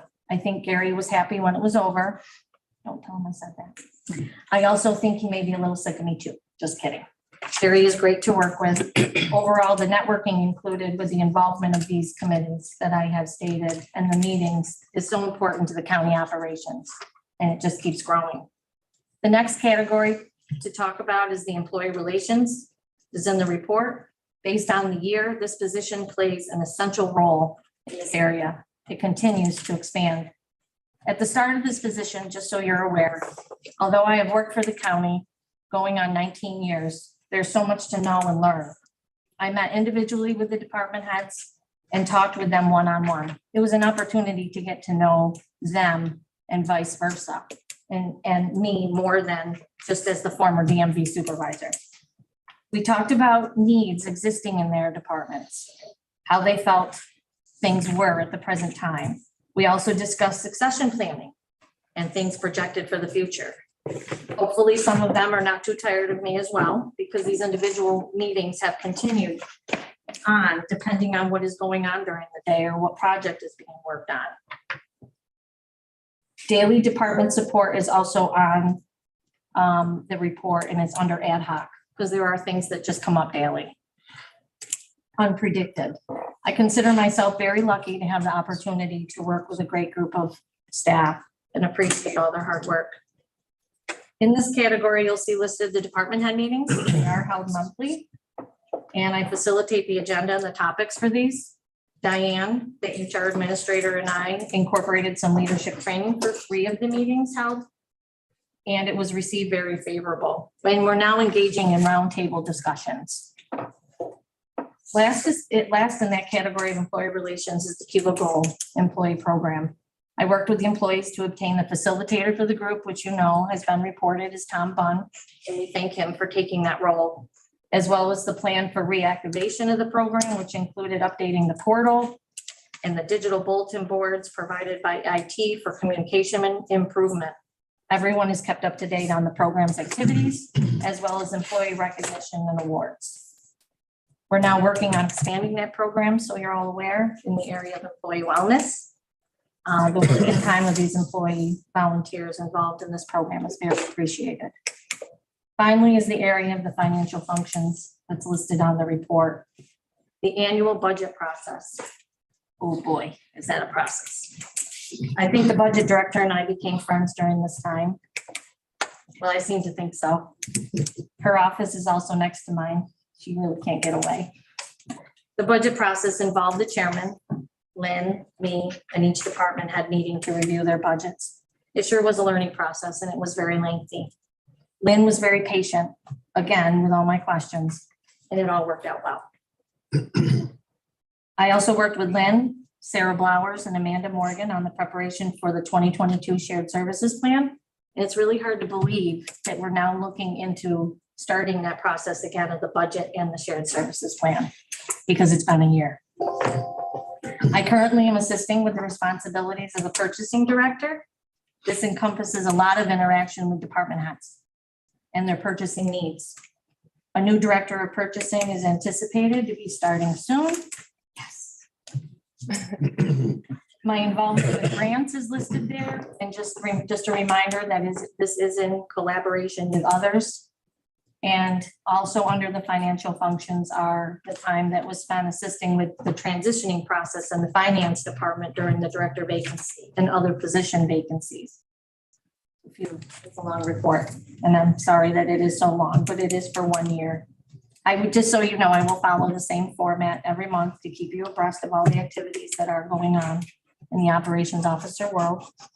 I do want to end with a big thank you to Chairman and to you fellow legislators, as well as all the staff, for your support with me and in this new position. I do continue to grow, and I do look forward to all the good things coming.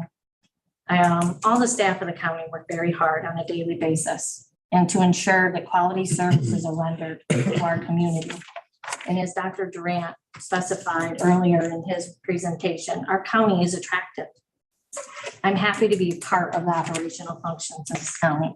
It has its challenges, but it has several rewards. So there's my report. I hope it fills in the gaps of the unknown and answers some possible questions pertaining to my position. I appreciate your time. Thank you. Is there any questions? Green? Damn right.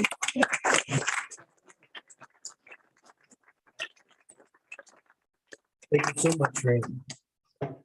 Okay, before we go on, I put one of these on everybody's desk this afternoon. Please take it home. It is really unbelievable. I've lived here my whole life and I didn't even know some of the things that are in here. So just take it home, read it, take you 5-10 minutes to look at it. Please do it. You'll be astonished of some of the things that are in this county that you didn't know about. So please do that. Okay, committee reports and individual legislative reports. I know Jim is going to be talking about the county office building project because he is our construction expert. Know that I'm an expert. I sent an email out, I think a while back, about CM versus manager at risk. And if everybody's had a time to read that and they want to talk about it, it's been a long night, they can call me. Those are our two options. I think that we're looking at. I don't think that one's been decided, one or the other. They Just to update you, Jim, and then you know that, but the committee's meeting, the building committee's meeting on the 2nd. And we're going to have to decide then which one of these two options, and we'll explain it to you later, but it's one of the two options. Christine Selvik from the city, she worked on the new fire department project and the Harriet Tubman project. So she's very familiar with what's going on. I've invited her to that meeting so we can get her input. She's been through it and she's an expert in the city for it. So it'll be a good meeting and we'll let you know how it made up. Both systems have pros and cons. So questions about that, we can Great. give you a call. Thanks, Jim. You had something you'd want to recognize? Just some people I want to recognize from my district. I'll try to do this as quickly as I can. Red Creek School District takes care of part of district, most of District 1. Their top 5 graduates, 4 were from district. So the valedictorian was Kendra Prosser. Although their literature says of Red Creek, she's of Victory. She must have a Red Creek mailing address. So I wanted to correct that for tonight's meeting. The salutatorian was Mackenzie Morissette, also from Victory. Some of these students could not make it tonight. They're receiving other awards at a high school ceremony. David Southwick was the 3rd highest student in there. And Hannah MacArthur, he was from Victory. And Hannah MacArthur from Sterling was the 4th highest. So the top 4 students came from Cayuga County, although they attend school in Wayne County in a regional school. So I just wanted to take time to recognize them and what they've done. Unfortunately, they don't issue GPAs anymore when they make these announcements. I guess it's a top secret government thing. You know, they don't want to give up our smartest to somebody else. I want to congratulate them on their achievement. So, thank you. And then real quick, in April, I think this was back in April and I missed bringing it up last month. President Biden had the president of Korea come to the White House. There was a piece of furniture that was provided to the president as a gift from the United States. That gift was a handcrafted table. It said it was made of mahogany with inlaid historic white house wood. This table says it was manufactured, American manufacturer maker. That maker was commissioned from a gentleman named Adam Godet from the town of Victory.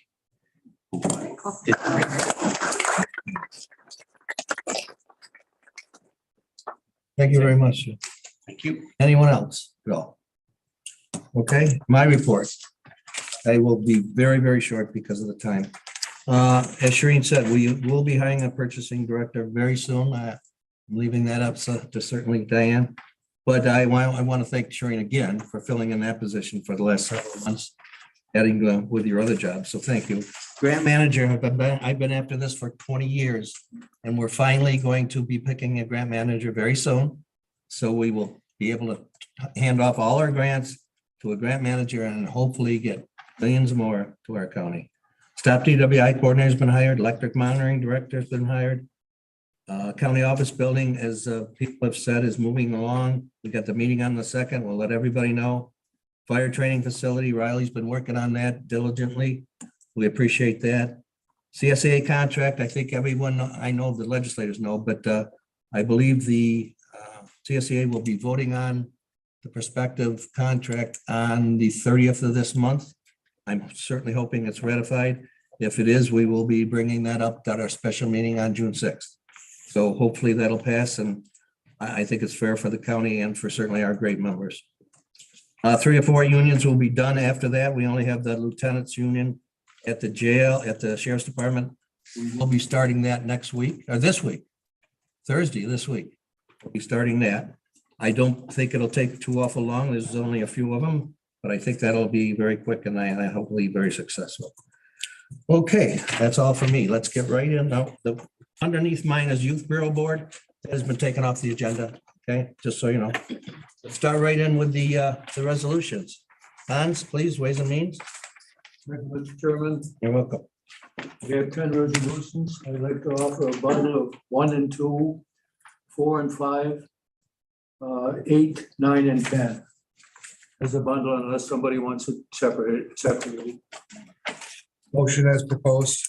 Any second? Somebody second it? Mark second it?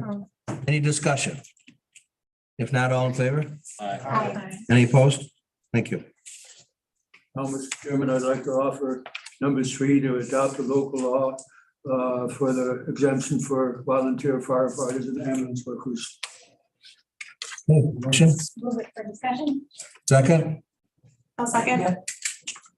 with Lydia. Okay, discussion. Aileen. Okay, so I've had a number of conversations about this recently, as recent as today with my chief over in Owasco. My question to this body is, well, I'm understanding, I did a little research too. It appears that we're only one of 2 counties in New York State to have this cap that we've arranged in this county law. The cap is set on the property up to $200,000 of assessed value. And my question I'd like to discuss is why do we have a cap? As I mentioned, we are only one, I think, of 2 counties, and there's one downstate, that has issued a cap, but other surrounding counties that have passed this have not issued a cap. So I wanted to discuss that. It's my feeling that we shouldn't have a cap on this. We saw tonight, Mr. Jones came in here and listened to his extensive history. What I took away was, and somebody mentioned, he helps and he leaves during the night or he comes to our aid when we're facing our worst moments.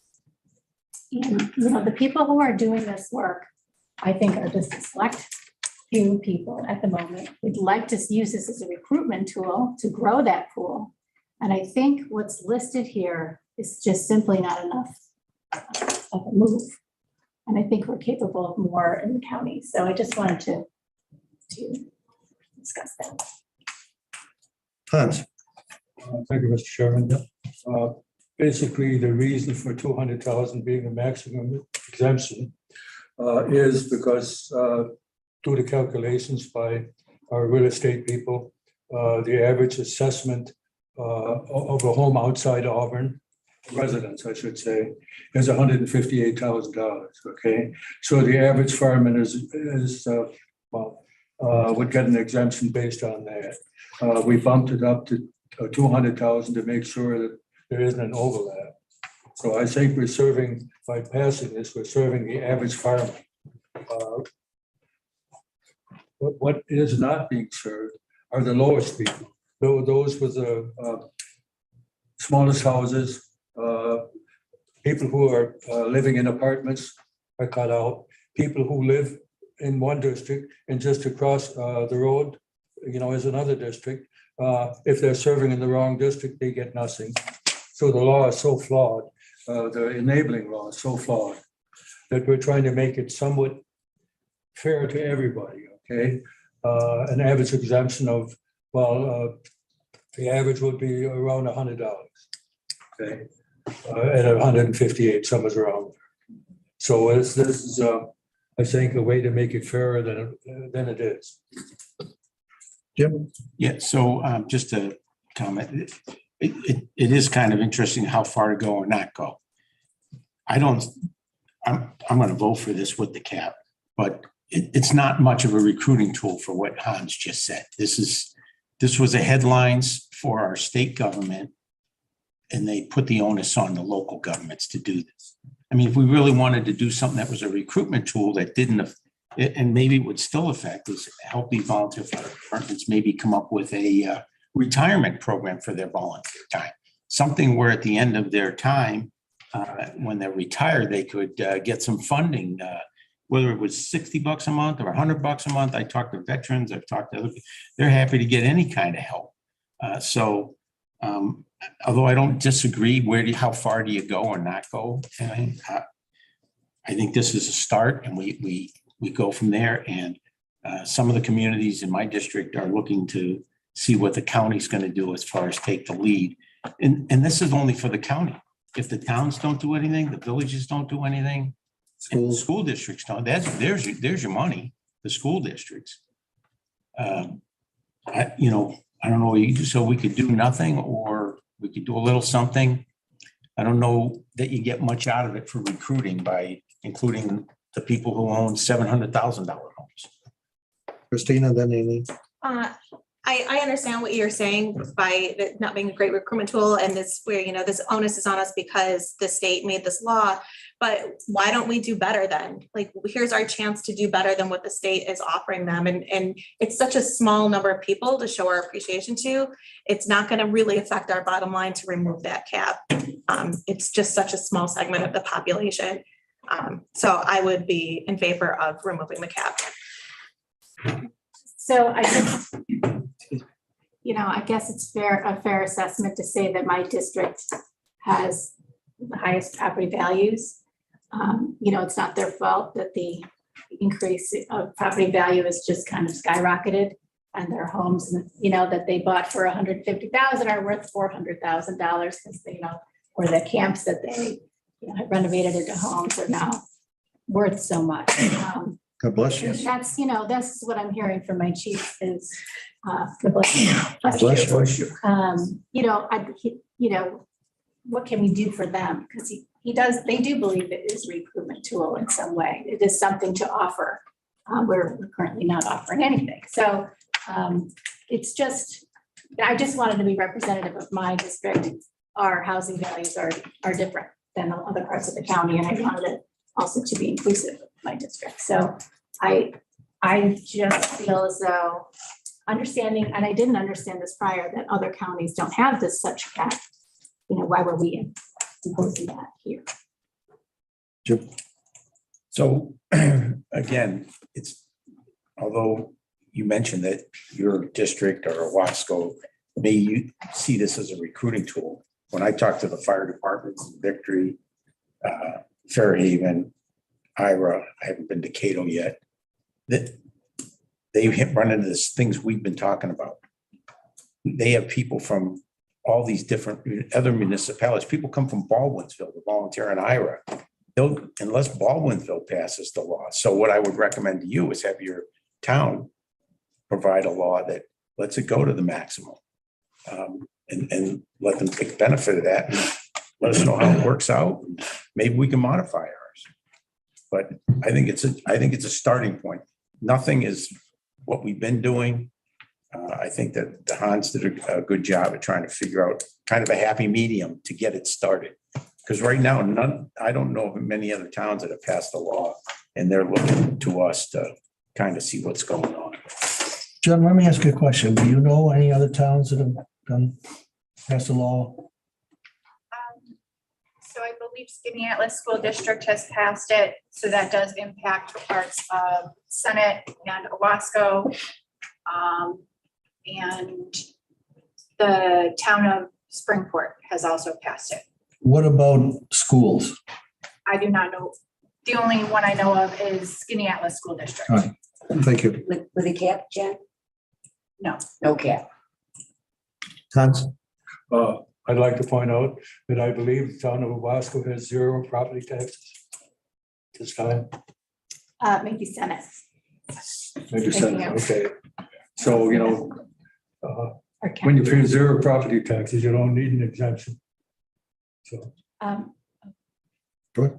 I just wanted to also point out, the city of Auburn, I'm not a city resident, right? I live in Senate, but, in talking to some folks, we're at a position now where we are dependent on mutual aid from the city.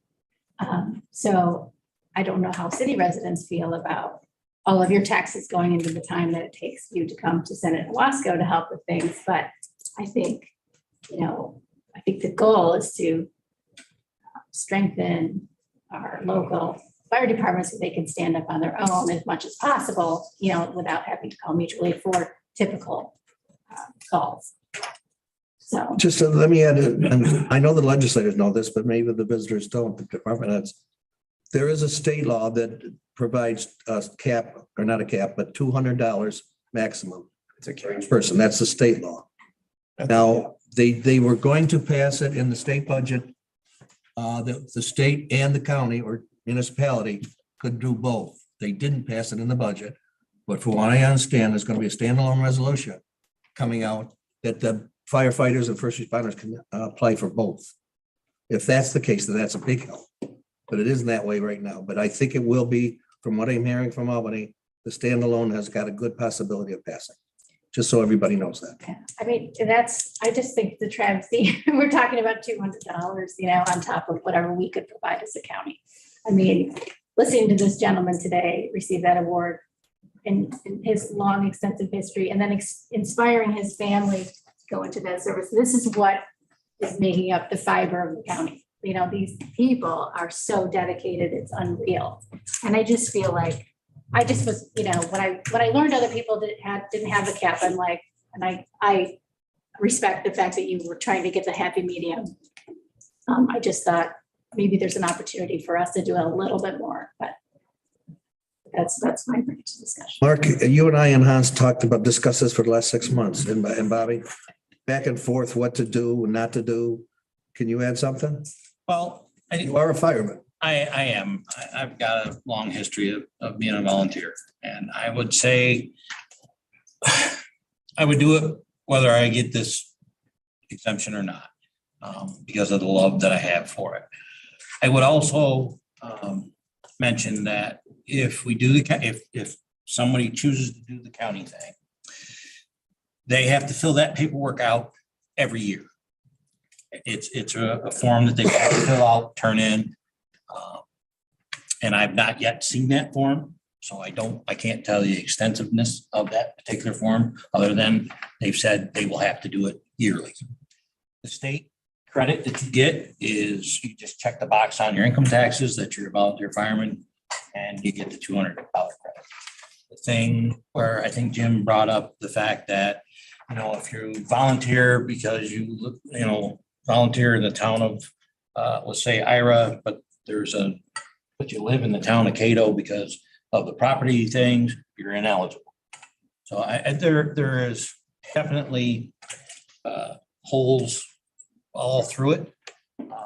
I think it was probably meant with good intentions, but it didn't make it. The only thing I would mention is that Aileen pointed out that, the city goes to the outside the county or outside the city to aid county fire departments. I would say that the county comes into the city on occasion to help them. It's not about property lines or, the city versus the county. It's firefighters doing the job. And we come, if the city calls, we come. If the county calls for the city, they come. It's the love of the job. It's not anything other than that. Listening to Mark, what I'm struck by is the fact that this isn't a recruiting tool. And it really should be used at least to the extent that we can as a tool to send a message of value and thanks, and all the more reason for no cap for me. Chris, you've talked about this with us. Let me ask your professional opinion. When there's no cap, explain that, will you?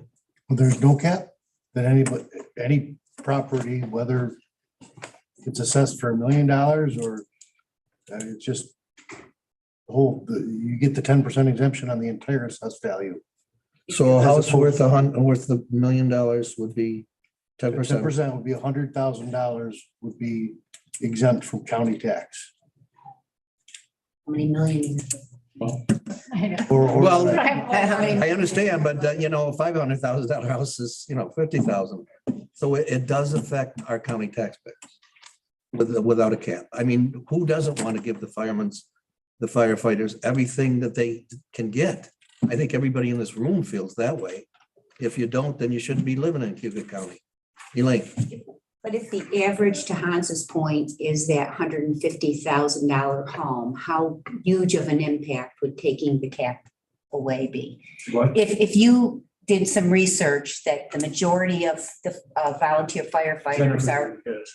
Pardon? Jennifer did. That the majority are in this 150,000 range, how much of an impact would it be to take the cap away? I mean, the 10% that Chris just said. no, but how many people would it involve in the $400 million? I mean, you know what I mean? If the average, $150,000 house would be 15,000.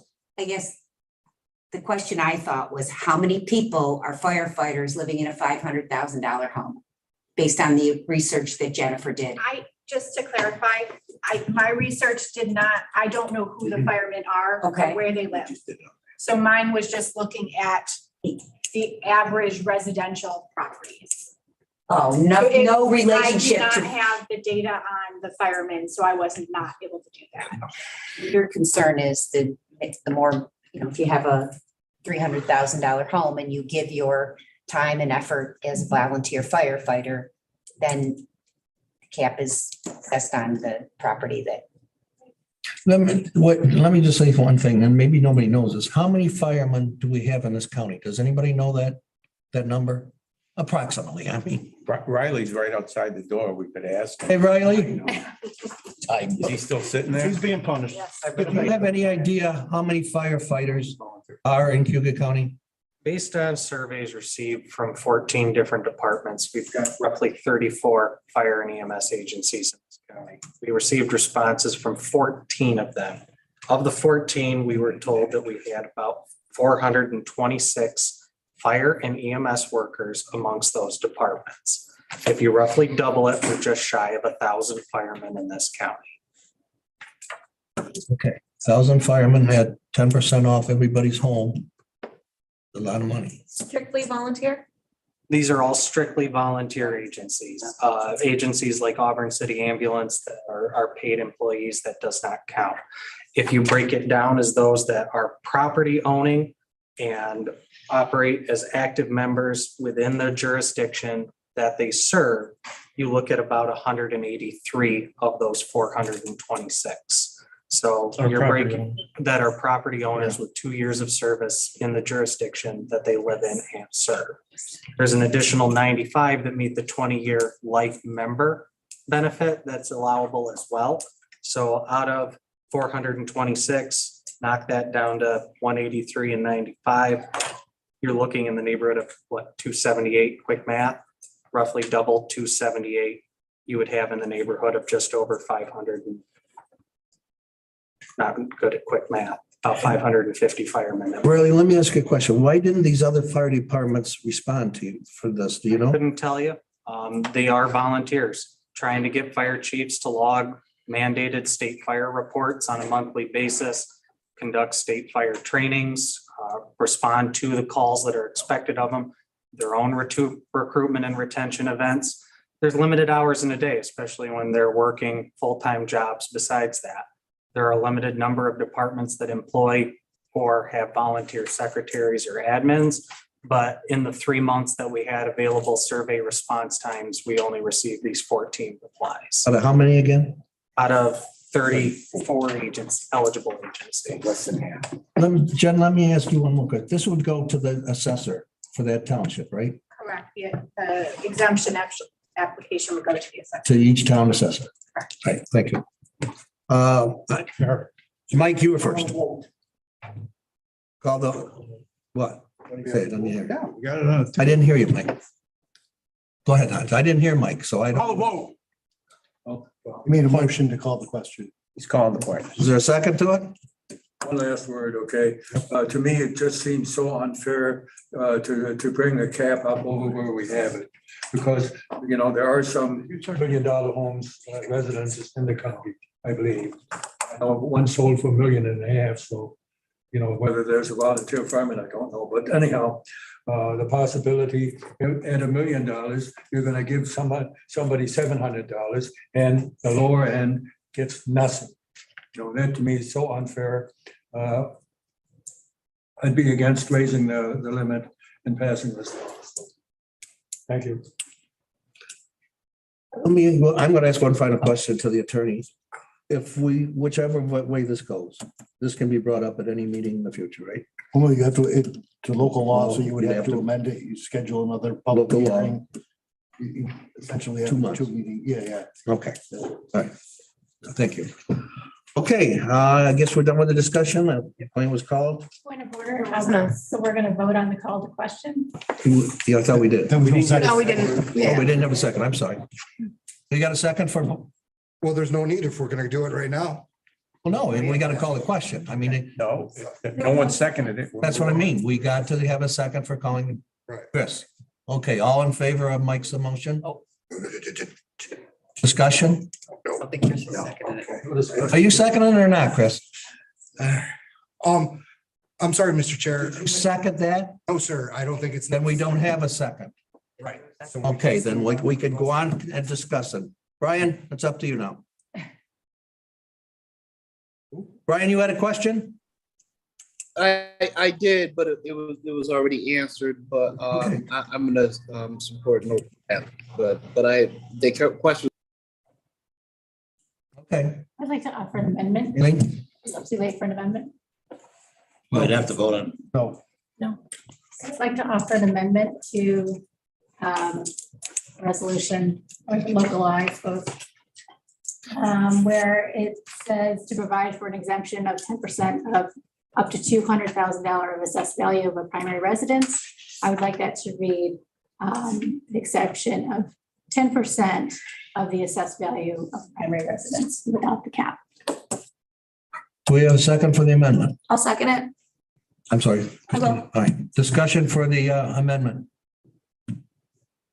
Nobody, no discussion, Hans? I'm absolutely against it because it is unfairness. If you want to stand for unfairness, please push it through. Okay, other discussion, now's the time, Heidi.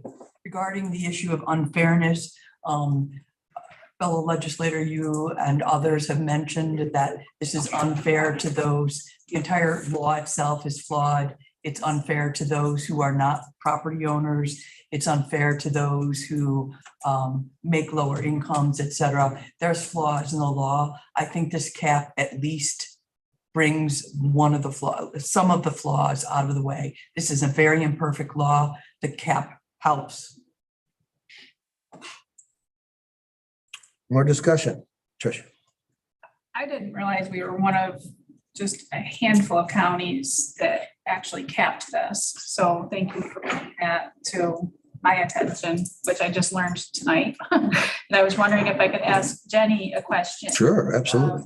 How do the other exemptions work for, like, say, the veterans exemption? Are there caps on those? So there is a cap on the veterans exemption. The state enabling legislation for that actually defines different levels that can be adopted. So there is a cap on the veterans exemption. You know what it is? Yeah? Not off the top of my head, though. Okay. Elaine, how many counties were you talking about that didn't have a? It's a county down near the city. I remember which one. No, how many counties do not have a cap? Oh, it seemed like, I can have it somewhere. It was like the ones I was reading through: Erie, Chemung, Chautauqua. I just made a quick list. Okay, but so Language. I understand where you're coming from, but there isn't a lot of counties to add to the study, at least look smaller counties. Sounds like those are bigger counties. Oh, I had a few, so Okay. I just, Anybody local? um, Central New York? let me think here. I don't remember which one. There was one around us that are thinking about, Oswego is considering it. I guess I don't think they've taken their vote yet. Does anyone know if Oswego took a vote yet? Did not know. They were, according to an article, I think it was earlier in the month, that they were going to be doing it this cycle, not next month. We'll be voting now. I didn't see that they had a number, but clearly they're probably going to discuss it as a body. Okay, further discussion on the amendment. I can see where this is going to cause a problem with a lot of our legislators, one way or the other. I can see where it's going to cause a problem. I didn't want it to get this far. I don't know what the resolution of this is going to be, but I didn't want it to get this far. I didn't want the firefighters to think a small group or a medium-sized group don't think highly of them, because I think that's absolutely wrong. I mean, we all think highly of them. I'm sure of that. I can speak for everybody. So I just hope that this doesn't cause any kind of rift, no matter which way anybody votes, because it can always be rectified. And that's the big thing. That's why I asked Chris. 2 months from now, a month from now, we can always bring it back up, have another local law, and a month after that, amend it again, or have a new resolution. So it's not dead in the water like for a year or something. I liked what Heidi had to say. I think that it's incumbent upon us to get at the state and say this is critically flawed. You know, that specifically our county, you know, the size of our county, the geographic design of our county, you know, we rely on these volunteer departments to serve us. They do a wonderful job. They're stretched beyond imagination. I don't think anyone in here, you know, I know everybody here wants to do the right thing. We'd love to be able to give whatever weight we could. This is just when I learned that we were one of, you know, 2 counties with this cap, I just was like, well, they're learning to live, you know, with this process. So maybe we could. I know somebody else had a hand. Fabi? Yeah, Mr. Chairman, thank you. One of my townships has 28 volunteers down there. And I asked them, because this law was been talked about for a while, 14 of them own homes, 14 of them do not. And I said to them, it's a flawed law, and, you know, we're discussing it at the legislature. But 14 will be happy, and 14 won't feel valued at all. And I think that's the flaw of the law. Very good point. Jimmy? So that's the issue. I've visited Victory, Fairhaven, and Ira, although Ira's not in my district now. They could be in the future. I'm lucky enough to be honored to do that. And that's the sentiment that I live in Sterling, but I'm in the village volunteer fire department, or I live in Baldwinsville and I'm in the Ira Fire Department. So what's happening here is going to happen at the fire departments. Some will be happy and some won't, no matter what we do. So I think voting for this to get started for the basis of a law, and I would be glad to sit down and have discussions. You know, we're bringing it up at the 11th hour. And I know you said you just learned about it. Did we do a survey of all the counties, or did you pick the ones that you saw? I don't know how that went. Don't really care. I'm going to be voting yes on this just to get something started. I'd be glad to revisit it. Don't forget the first vote is on the amendment. Yeah. And we did the veterans and nobody had an issue with that. Not a peep was brought up with the veterans. Brian's going to hand it.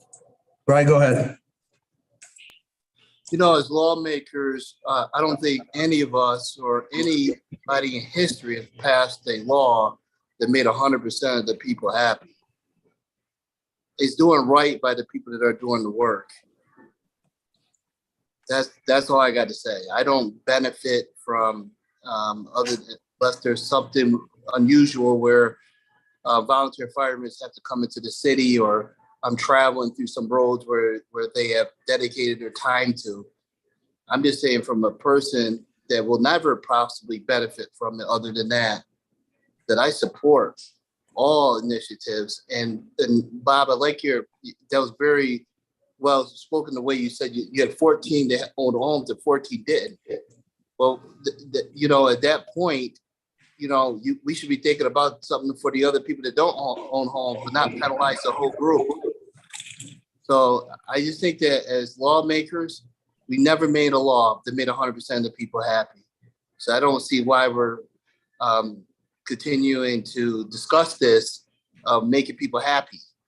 We have to make tough choices. Trish? I just had a couple other comments. I appreciate everybody's perspective on this, and I was coming into this meeting one thing and I'm thinking a different thing now, but especially with Riley's statistics that he presented, where think it was like a quarter of the volunteer firefighters can actually benefit from this exemption that we're going to be hopefully putting something in place tonight. There's another alternative where if we don't totally lift the cap, maybe we could bump that a little bit. I mean, $200,000 home is, maybe that's a little above average, but you're not living high off the hog and living in that type of home that's assessed at 200,000. That's a pretty standard home right now in our county. So maybe we could lift that a little bit. And then to Brian's point, maybe there are some other things that we can do to support our volunteer fire departments in this county, because they do need our help. Recruitment is a major problem. Everybody knows it. And Mark, thank you for your service, because volunteers are special class unto themselves. You're not getting paid for that work. You're risking your life every time you go out the door. You never know what kind of call you're going on. There's extensive training that you have to do just to become part of that group, and ongoing training. So I think we all recognize and value the service. I would support a little bit of a bump on that cap if we wanted to do something more.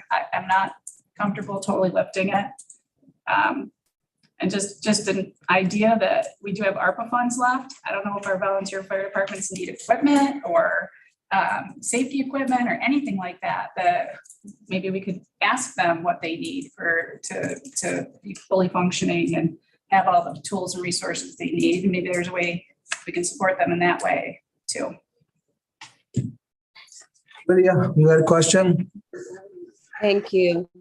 I'm wondering, do we have any idea how many volunteers we have serving within their living area with a home over $400,000? Are we talking about anybody?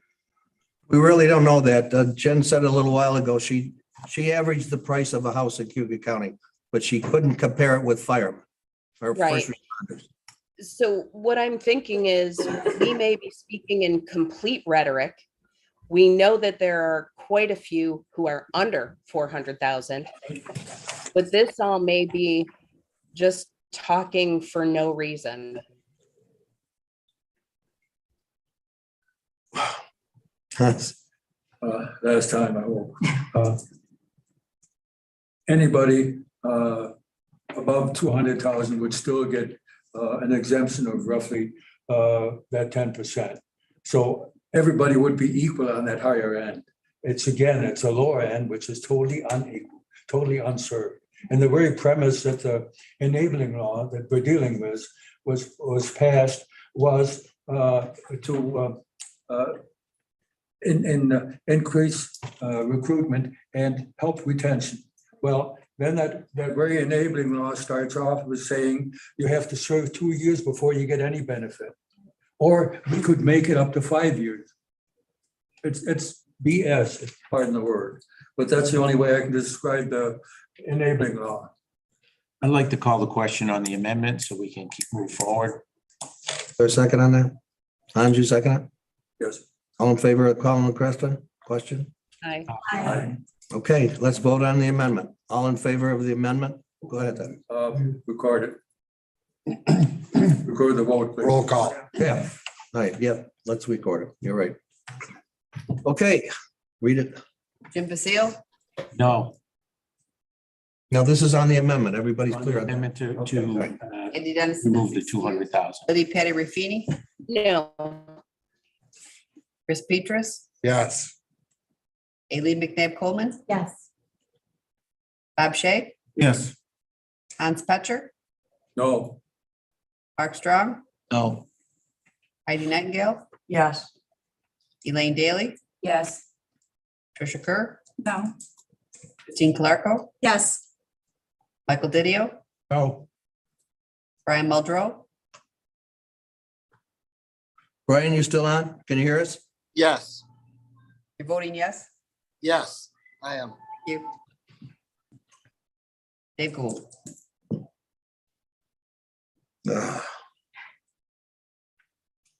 Give me a minute, everybody, please.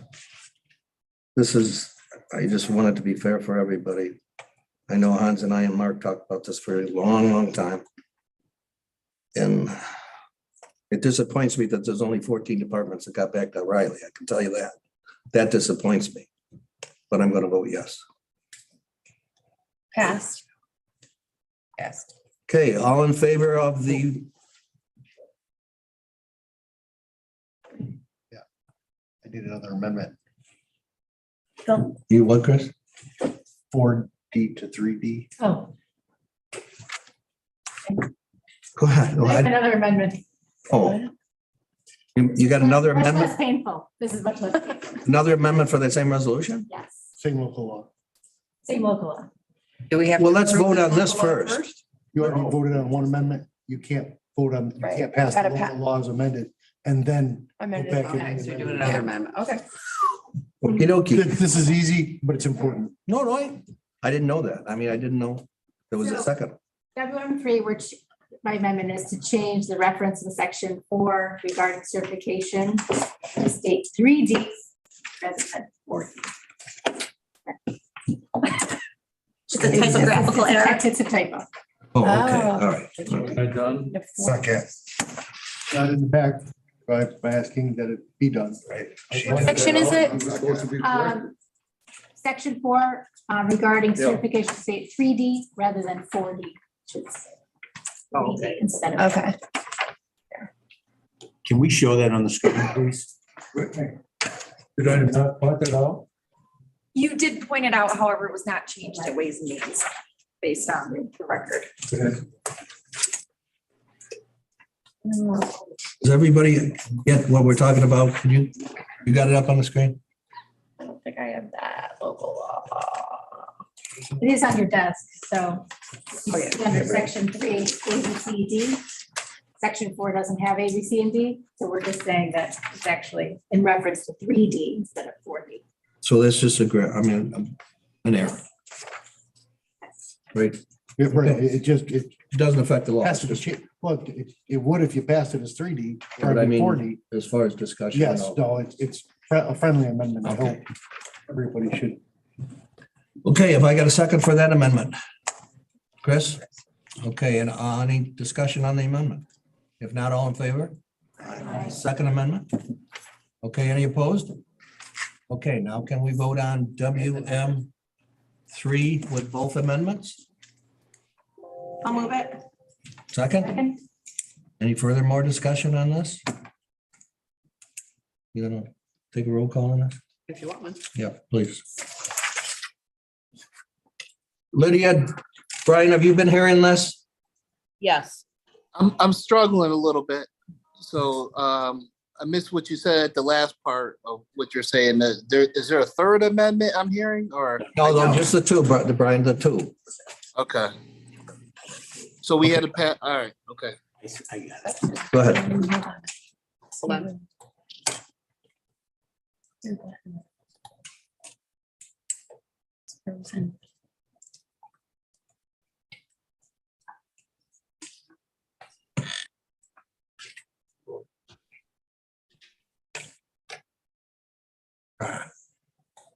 Control delete. Yeah, it was frozen, so. Give everybody I time to closed it out. cool off. Give everybody's time for the blood pressure to come down and.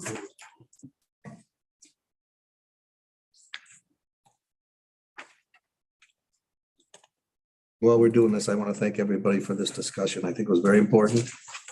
And I think everybody, I've said it twice now, I think everybody feels We're good. together like we are very proud of our firemen and first responders. Okay, roll call. Okay, Jim Vasile, So because I want to see the firemen get something, I'm going to vote yes. Andy Dennison is excused. Lydia Patty Ruffini, Yes. Chris Petras, Yes. Aileen McNabb Coleman, Yes. Bob Shay, Yes. Hans Petcher, Thinking about it. I'm going to stick to my guns and say no, because it is totally unfair to the majority of the local firemen. Thank you, Brad, for sticking to your guns. Thank you. Mark Strong, Yes. Heidi Nightingale, Yes. Elaine Daly, Yes. Tricia Kerr, Yes. Christina Clarko, Yes. Michael Didio, Yes. Brian Muldrow, Brian? Yes. David Gould. Yes. Passed. Passed. Okay, so that was WM3. Where are we now? Mr. Chairman, Yes. WM 6 and 7, the ones that were both, Yes. Jennifer recommended that they be reinstated, so I move them. Okay. WM 6 and 7. Is there a second? Second, Okay, discussion on WM6 and WM7. Hearing none, all in favor? Aye. Anyone opposed? Aye. Mark it. Did you get? Okay, passed. Okay, I think that was it, Hans. Yep. All right, Elaine, Health and Human Services. Yes, Health and Human Services had 14 resolutions at the committee meeting. I'd like to separate HH 11 so that people can abstain, but I recommend all of them, HH 1, 2, 3, 4, 5, 6, 7, 8, 9, 10, 12, 13, and 14. I offer them as a bundle. Move it, Basile. Second. Second. Discussion. If not, all in favor? Aye. Anyone opposed? Passed, thank you. Okay, HH 11 is to authorize the Director of Community Services to sign a contract with various agencies for substance use and mental health services funded by the opioid settlement money, and this would be funds going to counseling for their CASA program. Move it. Second? Second. Haley? All right, Chris, second. It's just my normal spiel. I'd like the record to reflect that I had no way, shape, or form any input on HH 11. You're going to abstain. That would have been an easier way to say it, but I made it. Yes, it would, yeah. She has disdain for me. I know, but should you? I think you say all in favor. All in favor. Chris and I were talking about something else. I apologize. All in favor? Aye. Anyone opposed? Yes, thank you. Chris? Thank you, Mr. Chair. Government Operations had 4 resolutions. Both went, or all 4 resolutions went through both committees. I'd offer them as a bundle unless someone would like them separated. Clark, I'll move it. Second, Basile. Discussion. Hearing none, all in favor? Aye. Anyone opposed?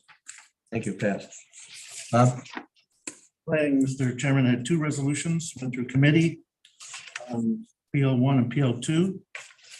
And a motion for bundle. Separated. Move it for discussion. Clark, I'll second. Any discussion? Yeah. All right, go ahead. Chairman. Go ahead. Reminder that PL2, when we vote for that, we're not all the way there. We're voting for $20,000 to spend, and there's still an open issue on the other. Just a reminder. That was discussed at length in the committee meeting, so. Any further discussion on either one? If not, all in favor? Aye. Anyone opposed? Pass, thank you. Andy's not here, as we all know. Mike, are you all set for Public Works? Yep. We have 7 resolutions. We have 2 of them, PW 1, 2/3 required, and PW 7, 2/3 required. I'll go over those, but in the meantime, we have 2, 3, 4, 5, 6 as a bundle. I'll move it. Second. Discussion on 2, 3, 4, 5, and 6. Hearing none, all in favor? Aye. Anyone opposed? Passed. Go ahead, Mike. All right, PW 1, authorizing the legislature to create and the Building and Grounds Department to fill a full-time building maintenance mechanic. Motion. Motion? I'll move it. Second? Discussion? Okay, can we vote? 2/3? If you're all in favor, you don't have to do. Okay. Any opposed? Passed. Okay, Mike, PW 7. We get it, nobody opposed? Right. Yep. Okay. PW 7, 2/3 required, authorizing the application to the Northern Border Regional Commission Catalyst Program for the replacement of a bridge and establishment of accessible parking at the Deauville Island at Emerson Park. Motion? Move it, Basile. Second? Second, Clark, I'll. Any discussion? If not, all in favor? Aye. Anyone opposed? Yes, thank you, Mike. Thank you, Mr. Chairman. Judicial and Public Safety has 9 resolutions tonight. I would offer JP 1 through JP 9 as a bundle. All pass through committee. Second, Basile. Discussion on 1 through 9. Hearing none, all in favor? Aye. Anyone opposed? Yes, thank you. Legislature, Ledge 1, authorizing appointments to various boards and agencies. They're on the last page of your packet. Second. Any discussion? Hearing none, all in favor? Aye. Anyone opposed? Passed. Thank you, everyone. Adjourned. Motion to adjourn. Second, Basile. Everybody in favor? Aye. Thank you, everyone. It's been a long meeting. I thank you, everyone. I think it's been a very prosperous meeting. Very informative meeting, I can tell you that. Thank you again, everyone.